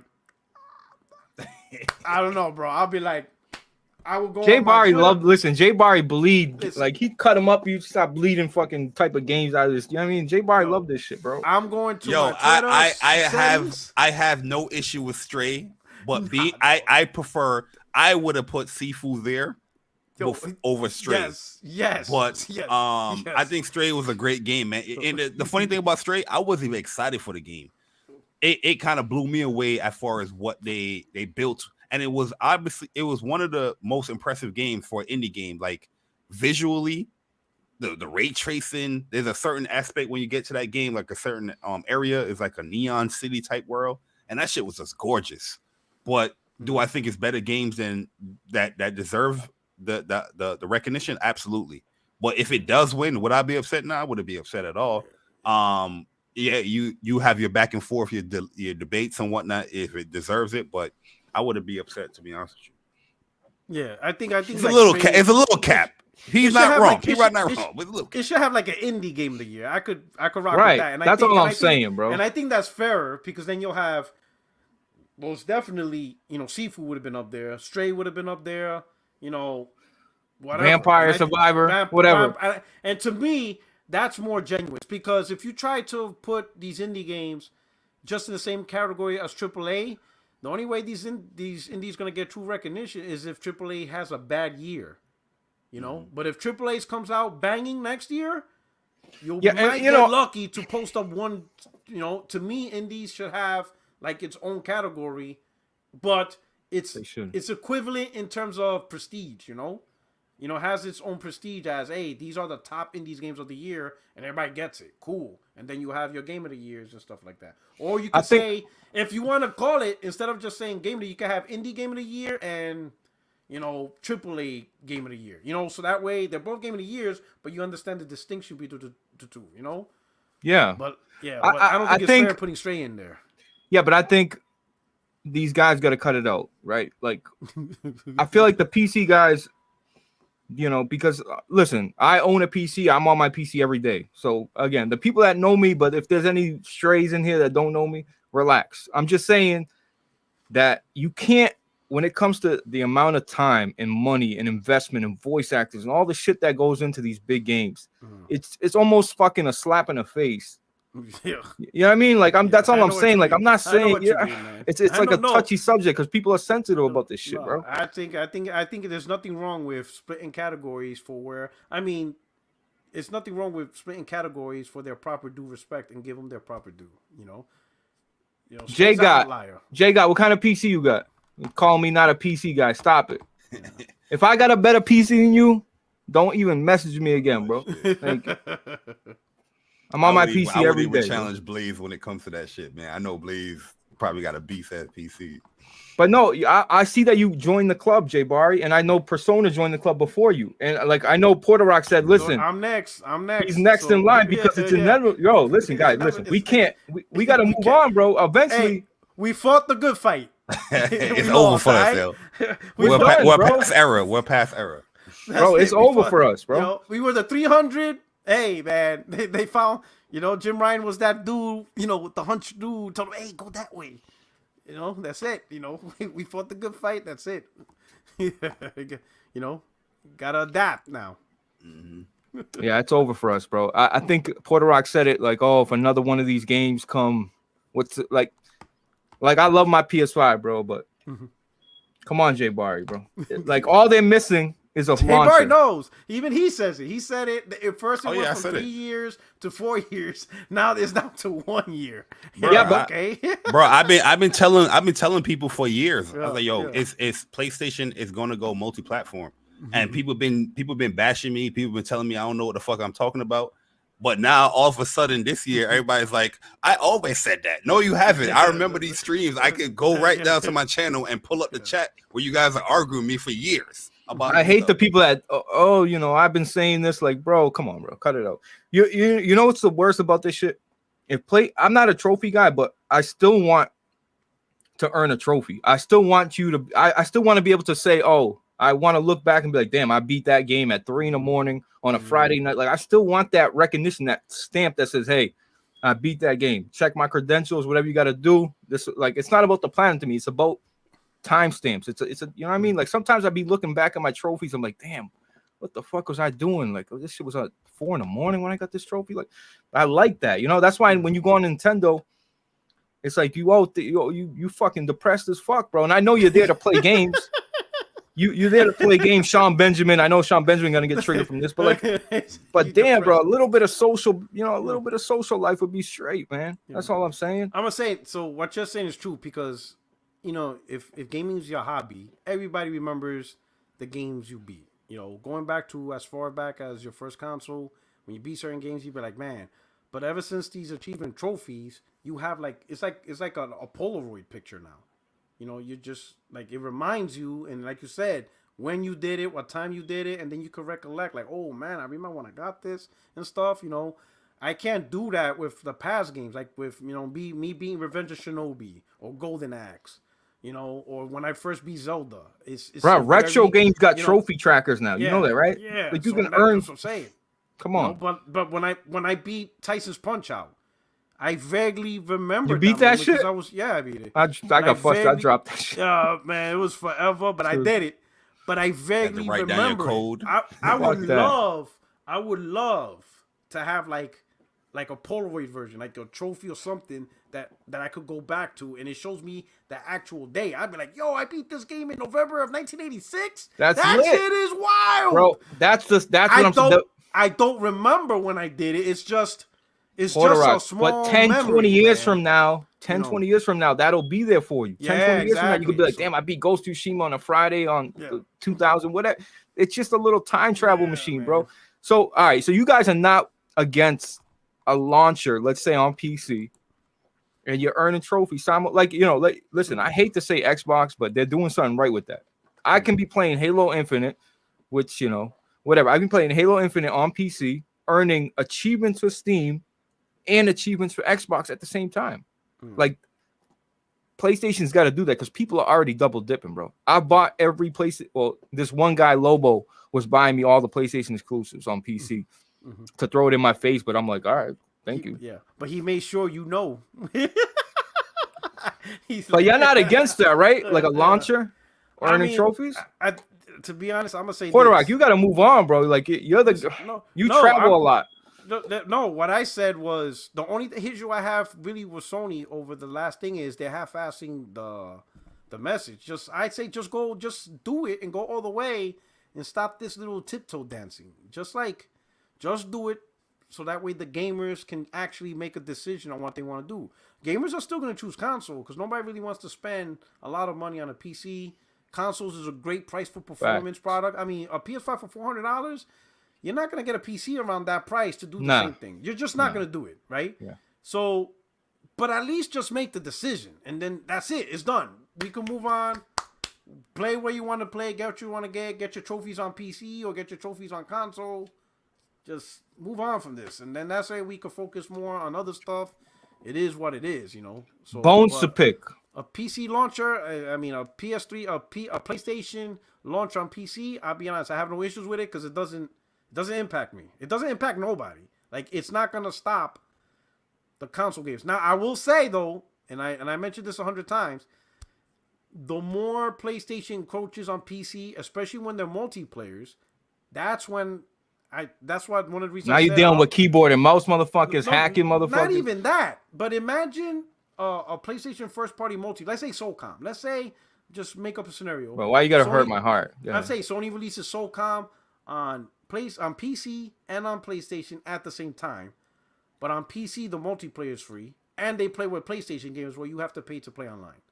I'm not cool. That's bullshit. That's bullshit. I'm not cool with that. That's where it's like, all right, you're doing too much for me, you know. Yeah, but what about with the all right? But hold on.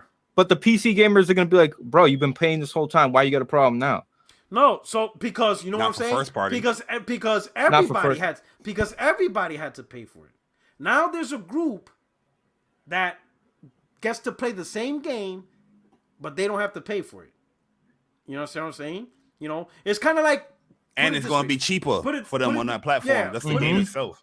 You know, yeah, you know, that's just the reality, you know. So it's like you got to be fair across all your customers. You can't tell one customer base, hey, you got to pay extra to have this capability, but then another one of your customer base, no, you guys are good. You ain't got to do it. And what's weird, the customer base that actually buys their console, you're actually being punished. Yeah. Like, bro, I bought your console, so if anyone should be playing your games online for free, you should be the people who bought the console. Bro, that's so fucking facts. You know, the guys on PC, they didn't buy your console, and all your third-party games, they're not going to buy it on the PlayStation Store. They're still going to stick to Steam.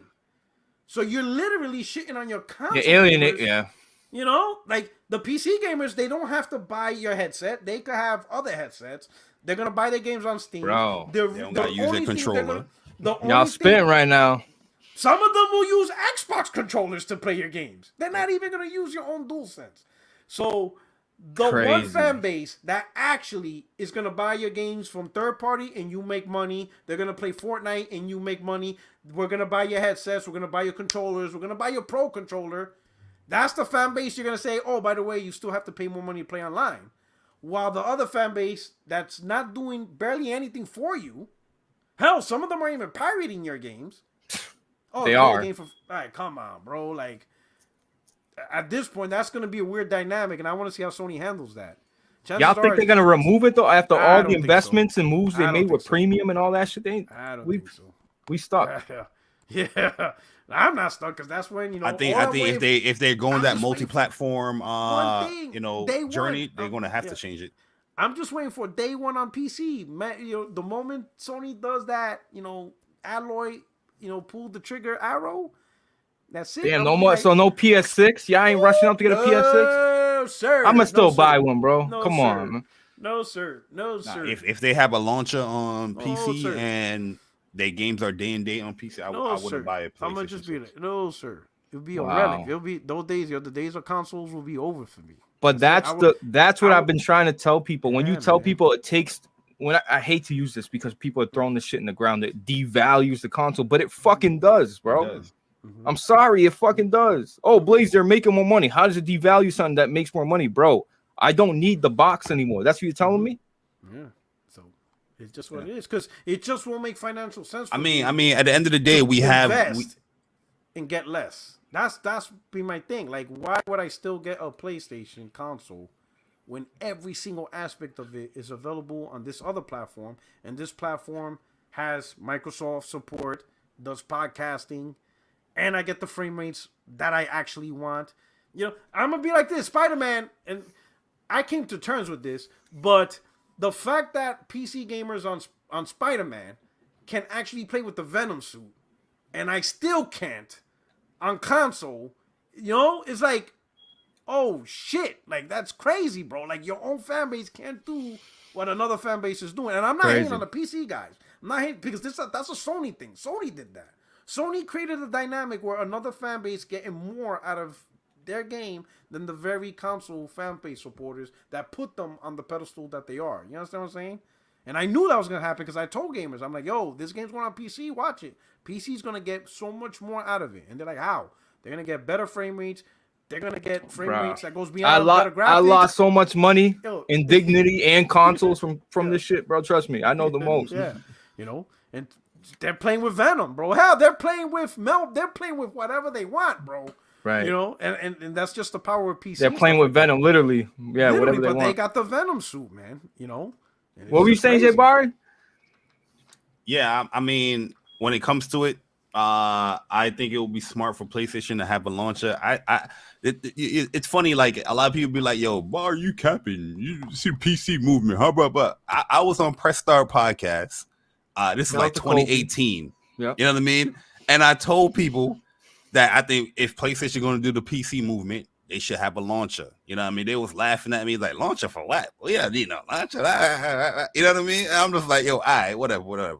But I do like how PlayStation have it now, not launching the games there day and date. Eventually, I think it will get there because you're not going to invest all this money into a platform like that, and you're not going to have these games launching day and date. Heck, we even getting semi-day and date with Herman Host saying that the multiplayer games, the live service games are going to be day and date there on PC and PlayStation, which I agree 100% with Porter Rock.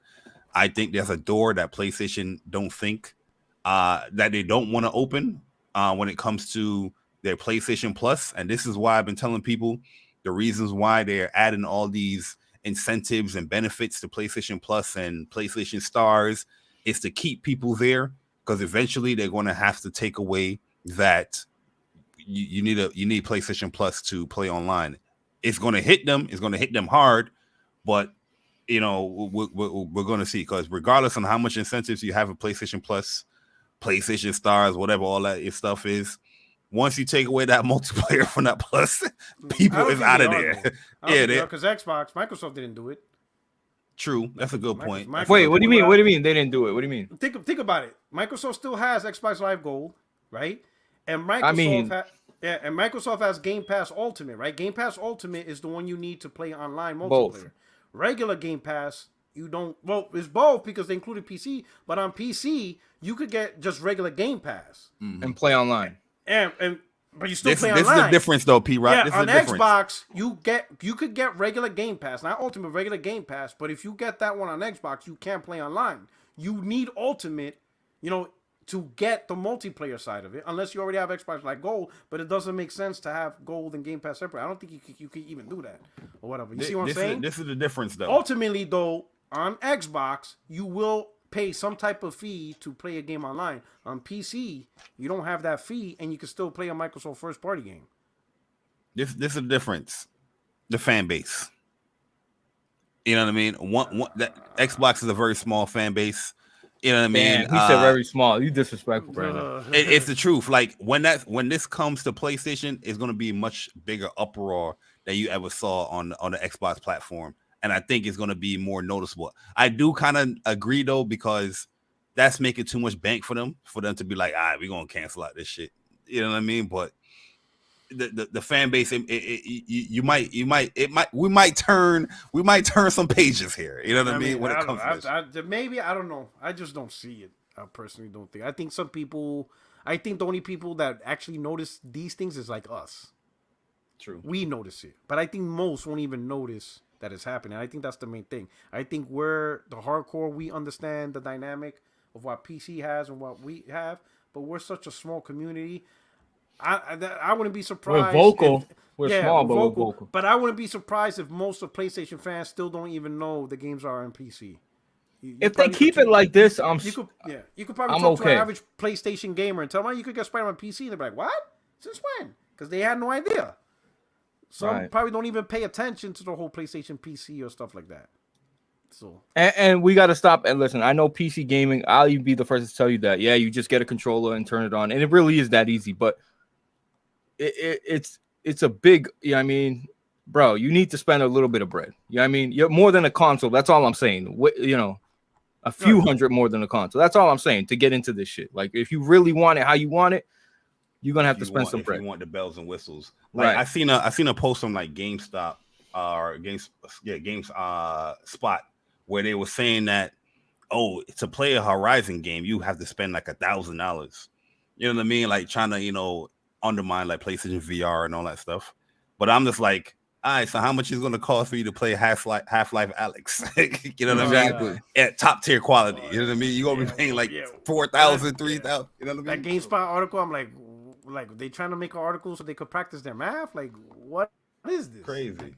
Like, what's the point of this article? Like, I'm telling you, man, they got to pay these guys more than $20 so we can start getting more quality. Get better articles. Facts. That make no sense, man. Like, what? That's like, like I just, when me and my wife, we came back from the outlets and we ate at Ruby's Diner. That's like me like saying, I just spent $50,000 or $40,000 on Ruby's outlets because first I had to buy the car to me to drive there. Then I spent money on the gas. Then with insurance and registration fees. Don't forget, I got to buy a new outfit for clothes. Yeah, and then you had to wait 10 minutes to get ready. So I just spent, $50,000 on a burger. Like, what? Like, kind of stupid logic is that? No goddamn sense, T-Rack. Shit crazy. Let me get these super chats, and then I got bones to pick. With both of y'all, actually. Believe it or not. Jay Bari, thank you, bro. I swear to God, thank you. He said, we in here, hit the like button. Rob Jones, appreciate that new member. I appreciate the fuck out of that. Let me scroll down. Let me get to this. I'm Rich. Appreciate you, brother. You've been rocking with me for a minute. Appreciate you becoming a new member. Prisoner said, don't be sorry. Father, be better. low key. Never mind. Let me not even say it. Let me scroll down, bro. Usually I got Big Cloud doing all this shit for me. God damn it. These companies have to reach 3 billion gamers now so they can make the difficulty easy, which is annoying. I mean, that's what Jay Bari was insinuating, basically like making it more accessible so other gamers buy it. Right? I mean, Mike Warner, new member. Appreciate it. Yeah, damn, man. Y'all were broke last week. Y'all coming out this week. Shout out to y'all, bro. King Kimpachi, shout out to Blaze for another podcast. Shout out to Blaze for another podcast. Y'all, who y'all got winning the World Cup since Italy ain't even qualifying? Fuck you for that. My pick is Belgium. I don't know, man. I don't know, bro. I can't tell you who I got winning, bro. Anybody but Brazil and fucking Germany, man. How's that? Appreciate that. $4.99 though, Kimpachi. You already know. So Jay Bari, I heard this the most, and a little from Puerto Rock, unless I'm mistaken. Y'all complaining, where are these events, PlayStation? Where are these events, PlayStation? And I'm saying, hold on. I'm just saying, like, yo, absolutely. PlayStation is not gonna be Xbox and say logo number 3, CGI, logo number 2. PlayStation is gonna be like, they're passionate about what they're about to show you. I remember seeing God of War and this, like Corey Barlog wasn't satisfied with what he was putting out at E3, but he did it anyway. That little section he showed where Trey's playing with blocks and and he comes out the shadow, like that was chosen. You know what I mean? And I'm just saying, like, if PlayStation's ready to show it, they'll show it. But Jay Bari saying, like, damn, y'all have these events, y'all show a bunch of fucking third-party games that are on Xbox. And then you show me a game that's coming to PC. That's a slap in the face. Where are the fucking games? Absolutely. So I understand. So go ahead, Jay Bari. So what's your? Because No, my issue is I think they have done a great job when they're showcasing the second party and third party games and the future roadmap, what's coming in the future of the PlayStation 5. The biggest issue I have is just how first party games have been marketed. I feel that on the PlayStation 5, when it comes to the roadmap on first party, we really don't know what the fuck is coming to this console. And that's a big change from the PS4 to PlayStation 5. PS4, we constantly knew what was coming from first party wise. It's more so a first party issue from first party. Heck, we got God of War in 2016, but we knew Spider-Man was coming. We knew Days Gone was coming. We knew all these things was coming to the console. Ghost of Tsushima, we knew was coming. You know what I mean? Yeah, but was that 2 years in, Bari? We're not even 2 years in, bro. No, even, I can even go earlier from the beginning of the generation. We knew the games that was coming. We always knew Uncharted was coming. We always knew what's the game? Bloodborne was coming. The Order 1886 was coming. We knew what was coming constantly. In fact, The Last of Us 2 was first announced, was it December 2015? Yeah, exactly. It got delayed out. It got delayed. It was definitely delayed out a lot with Last of Us 2. Even Uncharted, remember that got delayed, Uncharted 4. As far as when they first showed a little, I remember that reveal. He's laying on the beach. I remember that. The water, yeah. But I feel like when it comes to PlayStation 5, they have been a little bit timid as far as how they want to announce news. And if I was to ask you, all right, what's coming to PlayStation 5 first party wise next year? I'll say Spider-Man. And that's it. and MLB the show. And obviously that would be the show. You know what I mean? Okay, but we don't know about these what are they called? I'm sorry, the 10 games. I'm sorry, live service games. We don't know. Even the 10, 12 live service games, we don't know. Heck, Jim Ryan even said there's supposed to be 2 live service games that will come out this quarter. And we don't know. You know what I mean? That's to come. My issue is that PlayStation, they set the standard as far as always having like a showcase to show obviously first party, third party, second party, but we didn't really get that. We got some good state of plays, but it's not to the standard that they set when it came to each year. I'm about to get Jay Bari. What a rebuttal I got. It just my drunk mind popped up. Jay Bari, listen to me, bro. Are you rocking your freshest outfit if you ain't going out?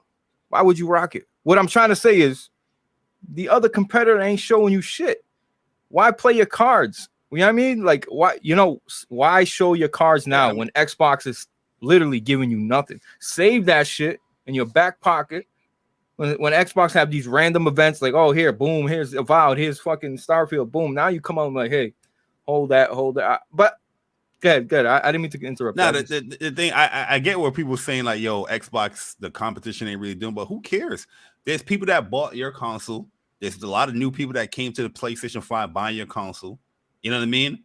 I just think it's smart to have that roadmap there. Like you constantly just know what's coming, especially from a first party standpoint. All we've been getting from first party is these text articles, no pictures, no videos, no nothing. But do you think PlayStation's not going to put out first party games next year? Like, do you think this year we had 3, right? What did we have? 3, 4? 3? I think Spider-Man was going to release. I think Factions is going to release, but why not showcase it? You know what I mean? Showcase it. You're putting all this other money in, paying for marketing for third-party games. Why not showcase your own first-party games in the same light? Look how much money they pay for Call of Duty every goddamn year to market that. You know what I mean? They're marketing Forspoken right now, which is they're doing a good job on that. But most people in this that buys a PlayStation 5 or PlayStation consoles, they obviously want to buy it for the first-party games. You know what I mean? And what is coming? But they're paying third-party games, Jay Bari, so they can fill those voids in. That's why they're paying.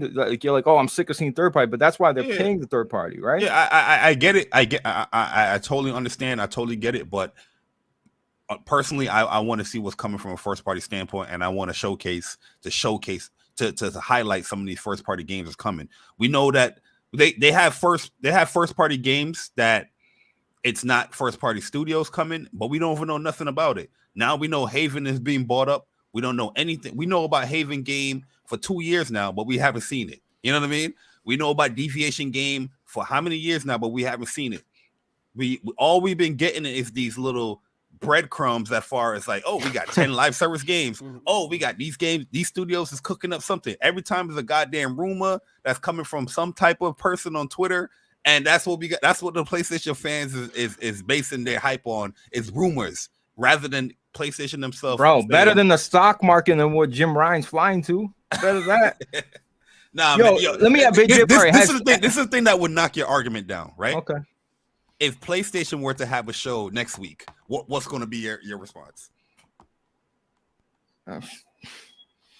Bro, nothing. Yo, but the thing is, like, all right, has PlayStation ever showed you a reason not to trust them? Honestly, when it comes to first-party games, they've always given us something, bro. Oh, yeah, my trust is there, but I still want to see it.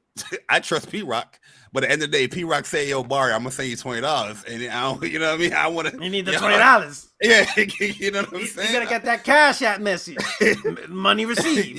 you feel me?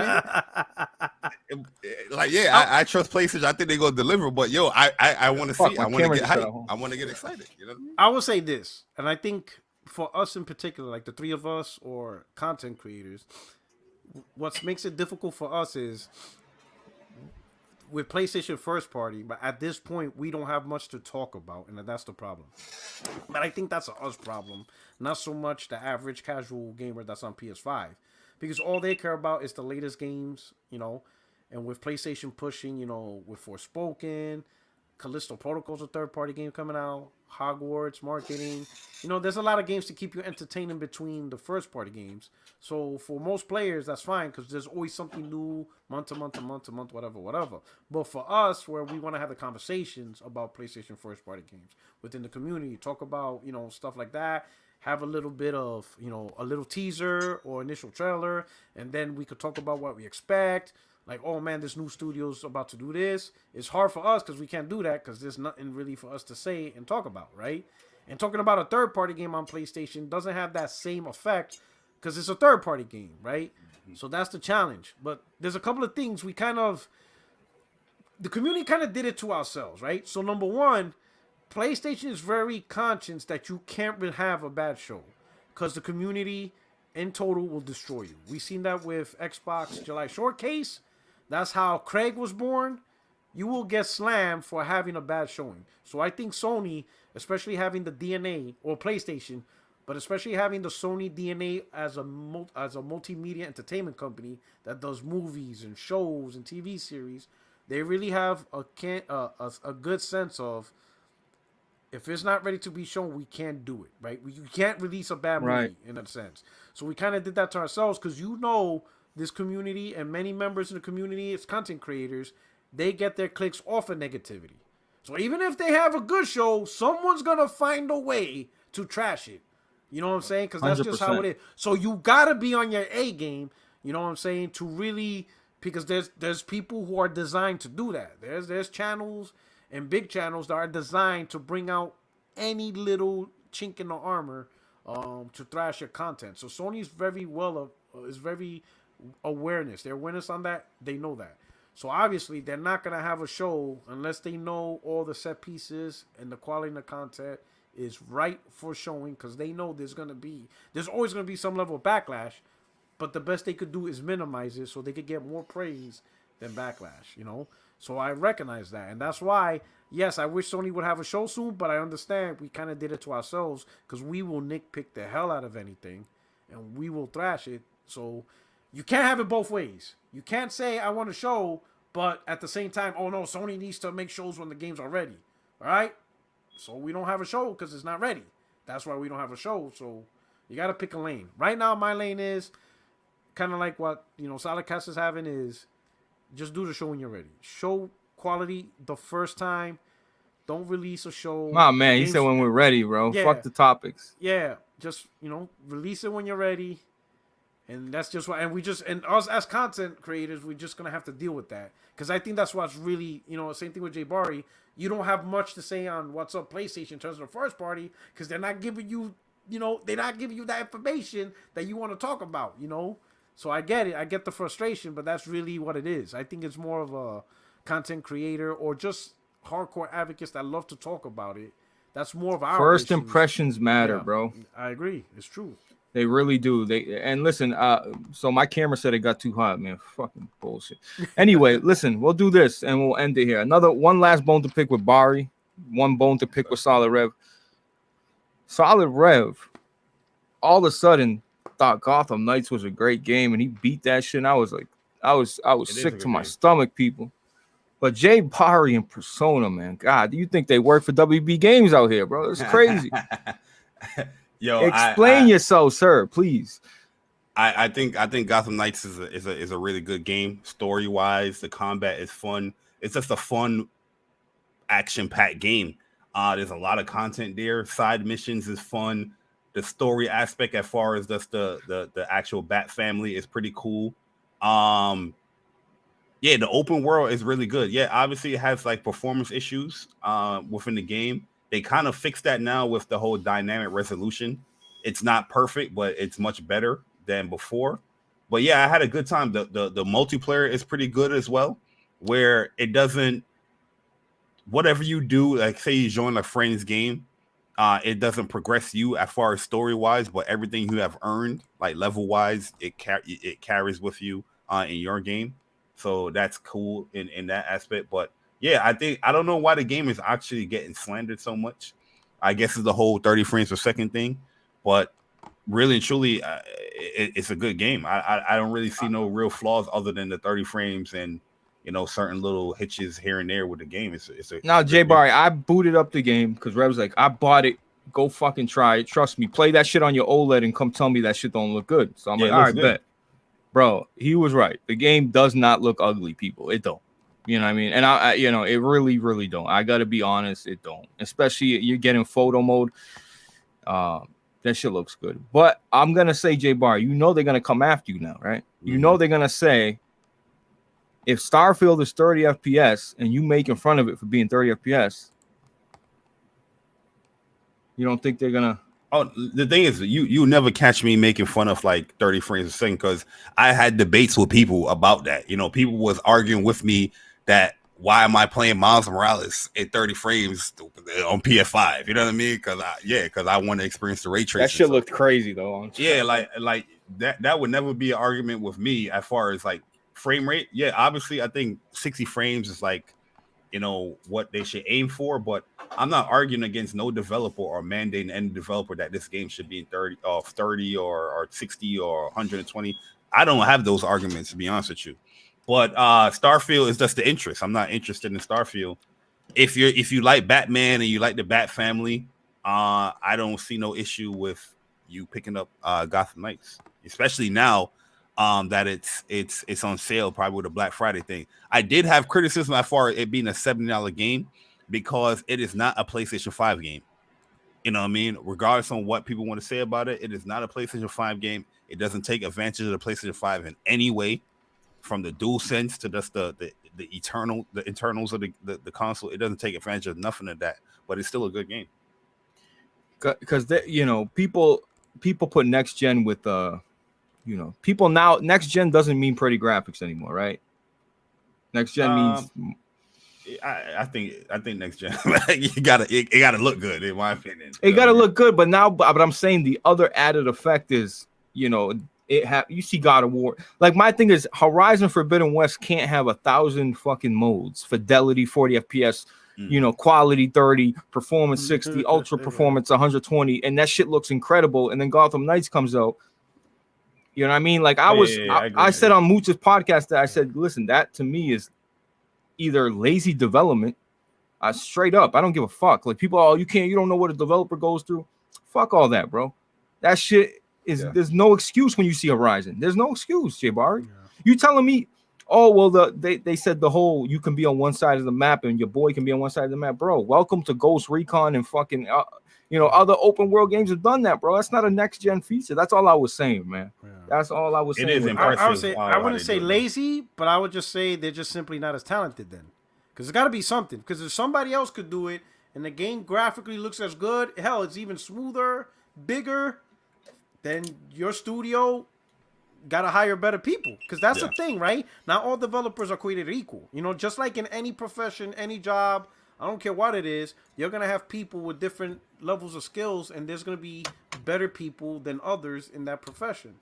You know, so 100%. seeing what Gotham Knights is, I'm not gonna say lazy, but you guys won't be considered top talent or even average talent if you keep producing games like this at 30 frames. Like, if you want to be regarded as one of the top teams in the industry, you got to figure it out. You got to find a way. That's just how it is, because other people done it. You best believe, Rockstar, Grand Theft Auto 6 is probably going to be bigger than most games, period. And they're gonna find a way to make that thing a technical masterpiece. And that's what I said in the beginning. We're gonna get out of here in about a couple minutes, guys. I just want to thank you for your time. I just want to say, as games, I said when Valhalla came out and it was 60, and all these games were 6 Demon Souls, I said, listen, guys, don't get used to this shit, because eventually these developers are gonna want to push the envelope.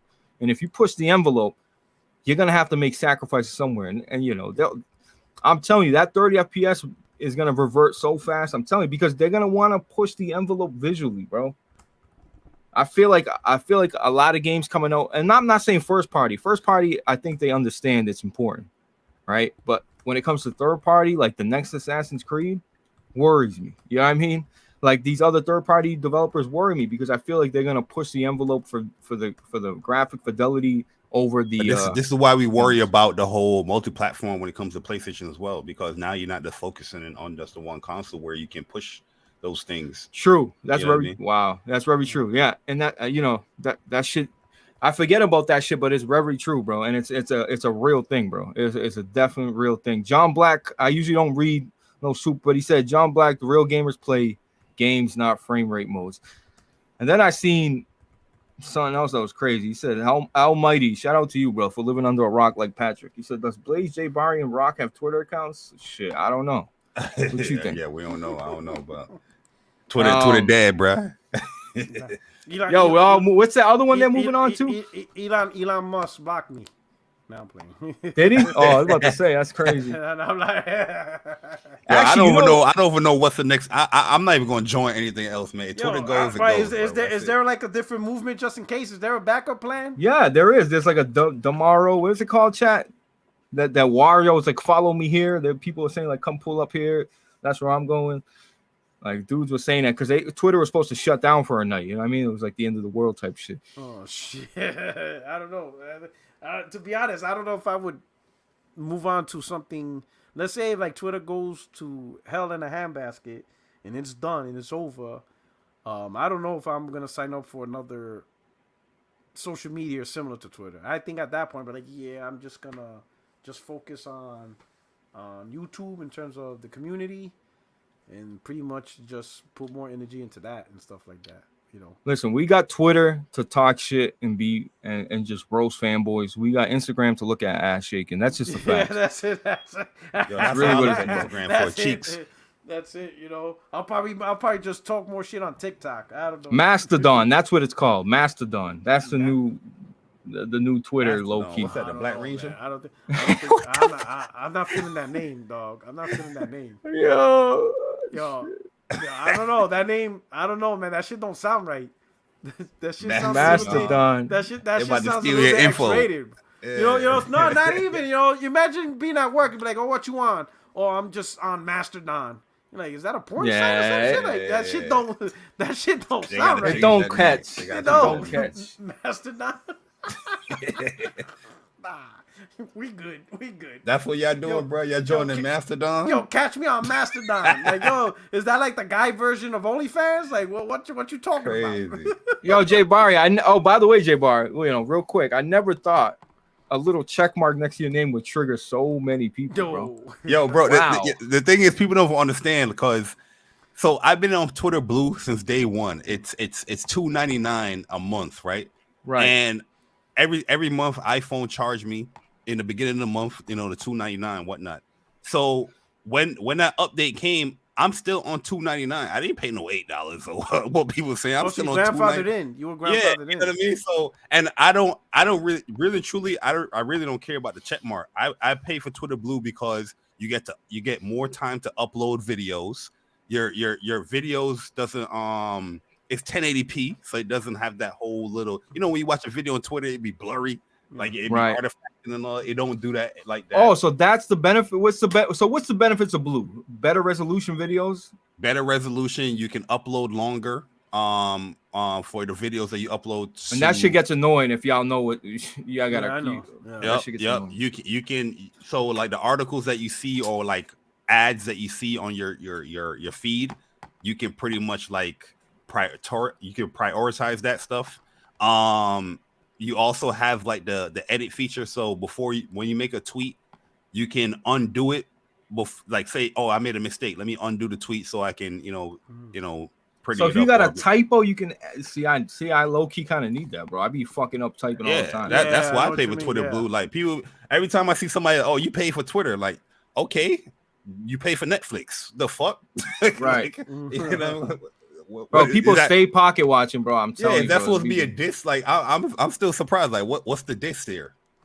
What are you trying to tell me? They got rid of that shit though, Jay, bro. Because I know it's for iPhone users only. Does everybody here got an iPhone?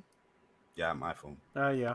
All right, good. Because those green bubbles be nasty as fuck. Man. Yeah.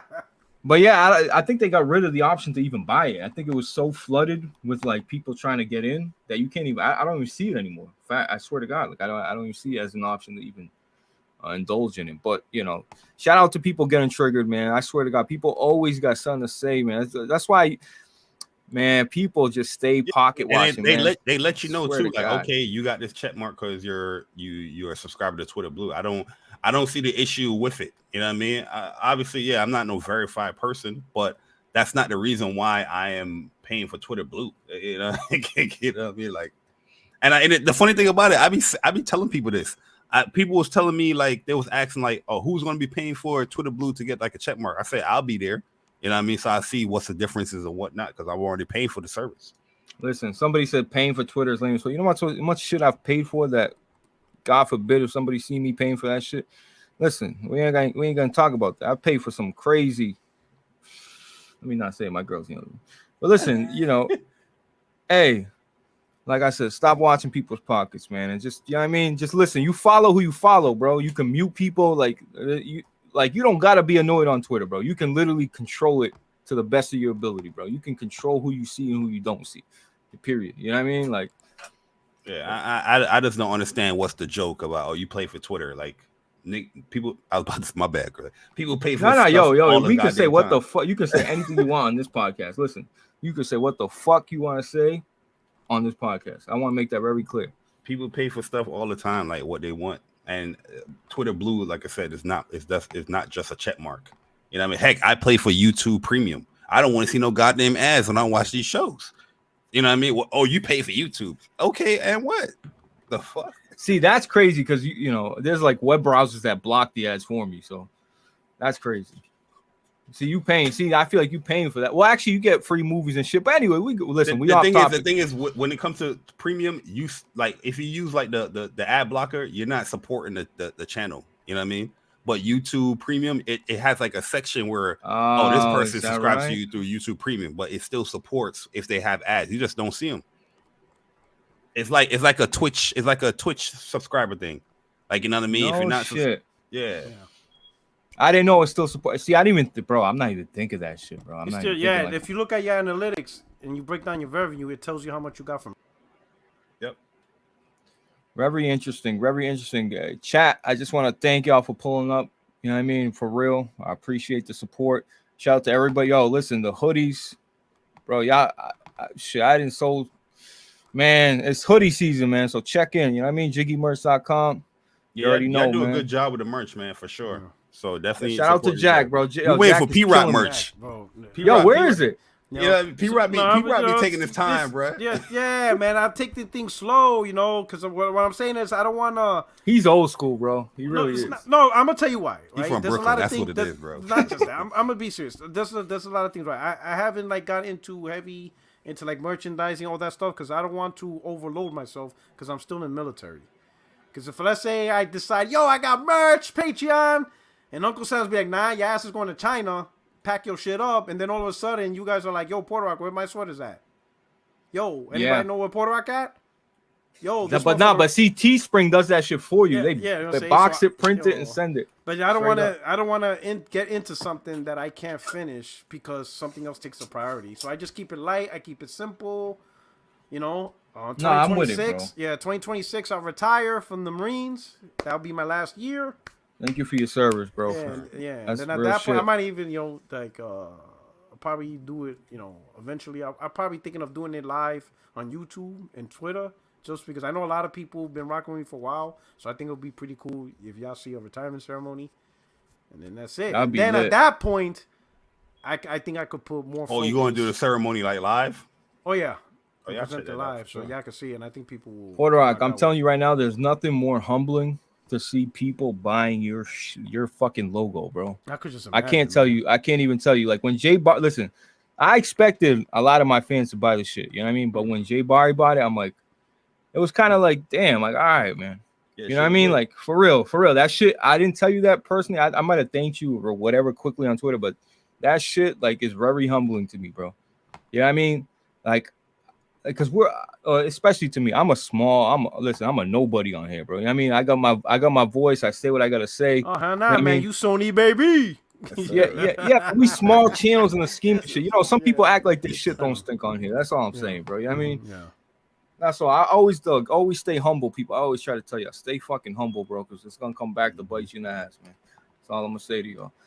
Porter Rock, Jay Bari. So everybody in the chat. At least in this chat room, we all leaning with God of War's Game of the Year. We all expect it to win. I don't think anybody's going to be upset if Elden Ring wins.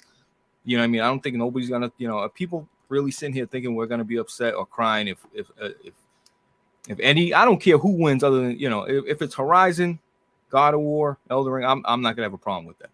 I really am not. But like, if people think, we're upset because our other game wins the Game of the Year, that's the critics, bro. We can't control what they want to do. You know what I mean? Period. That's not the people. That's the critics, right? Am I right? That's not like people voting on that shit. I feel like we have to say the same thing every goddamn year around these award shows, like to cater to people's feelings. Like how many years we got to say? Yeah, it's common sense at this point. Like, yo, it's all opinions, man. If you have a game of the year, heck, your game of the year could be a game that's not even on this list. You know what I mean? Like, that's at the end of the day, is how you enjoy your games. Like people gonna have opinions like. I don't get how people get so triggered by other people's opinions like that, man. Bro. Keep that shit pushing. I've never seen anything like it, bro. People get so fucking mad about your opinion. Jay Bari, please tell the people where they can find you. And please make sure you plug the podcast, all that, persona shit, all that. Yeah, man. Well, you can find me. Once again, I appreciate the invite, Blaze. This was fun, chopping up with you. It's been a minute. Absolutely. But yeah, you can find me on Twitter, JBari_, YouTube Jay Bari, and me and Persona, we do a PlayStation podcast called What's Up PlayStation Podcast every Saturday at 11 a.m. Eastern Time. Also, you can catch me on P Rock's podcast, 60 Frames No Lag. Sorry, P Rock, it was God of War season, so you know the vibes. One thing with P Rock, P Rock knows me. P Rock knows me, so he know the vibes already. P Rock. He's either playing a game or getting a booty call. So I never hate on the man. Yeah, man. It's definitely been a fun ride this year, and a lot of new content coming as far as giving my opinions on certain things. So definitely stay on the lookout for that. So appreciate it. No, I appreciate you, bro. Porter Rock. Porter Rock finally invited me to his podcast. Like I've been trying. When I show love, bro. Like, I don't like a lot of people. I always tell you, chat, I hate these fucking motherfuckers on YouTube. I think they're all fake. I can't stand them, bro. I go on my rants, but listen, when you see somebody on my podcast, it's because I like them. I really legit like them. That's it, period. But so, Porter Rock, thank you again for showing up, brother. Like, both of y'all, I know it's last minute, but go ahead and plug your shit, bro. Let them know where they can find you. Thank you so much, man. I'm glad to be here. I'll be here anytime, bro. You want me here. You know what I'm saying? I appreciate it. Just don't force me to play the Vita. Man, you can't find the Vita, yo. See, everybody's going to go after my kneecaps after that one. But anyway, hey, like I said, 60 Frames No Lag every Tuesday, 5:30 p.m. Eastern. I won't be having it next Tuesday because I'll be in New York spending a week with my family for Thanksgiving. New York, Puerto Ricans, Thanksgiving. It's going to be crazy. Well, it's going to be loud in that house. I know that. Oh, shit. You know what I'm saying? Get the coquito Chuletas, baby. The what? There you go. The pernil, all that stuff. But anyway, thanks for rocking out, man. Gentlemen, it was a great night. Great conversation. Yeah, great conversations for real. I swear to God, it was great. Yo, Sony runs shit, by the way. All right, that's it, chat. That's it. Sony is God. Baby. They know. Peace, y'all.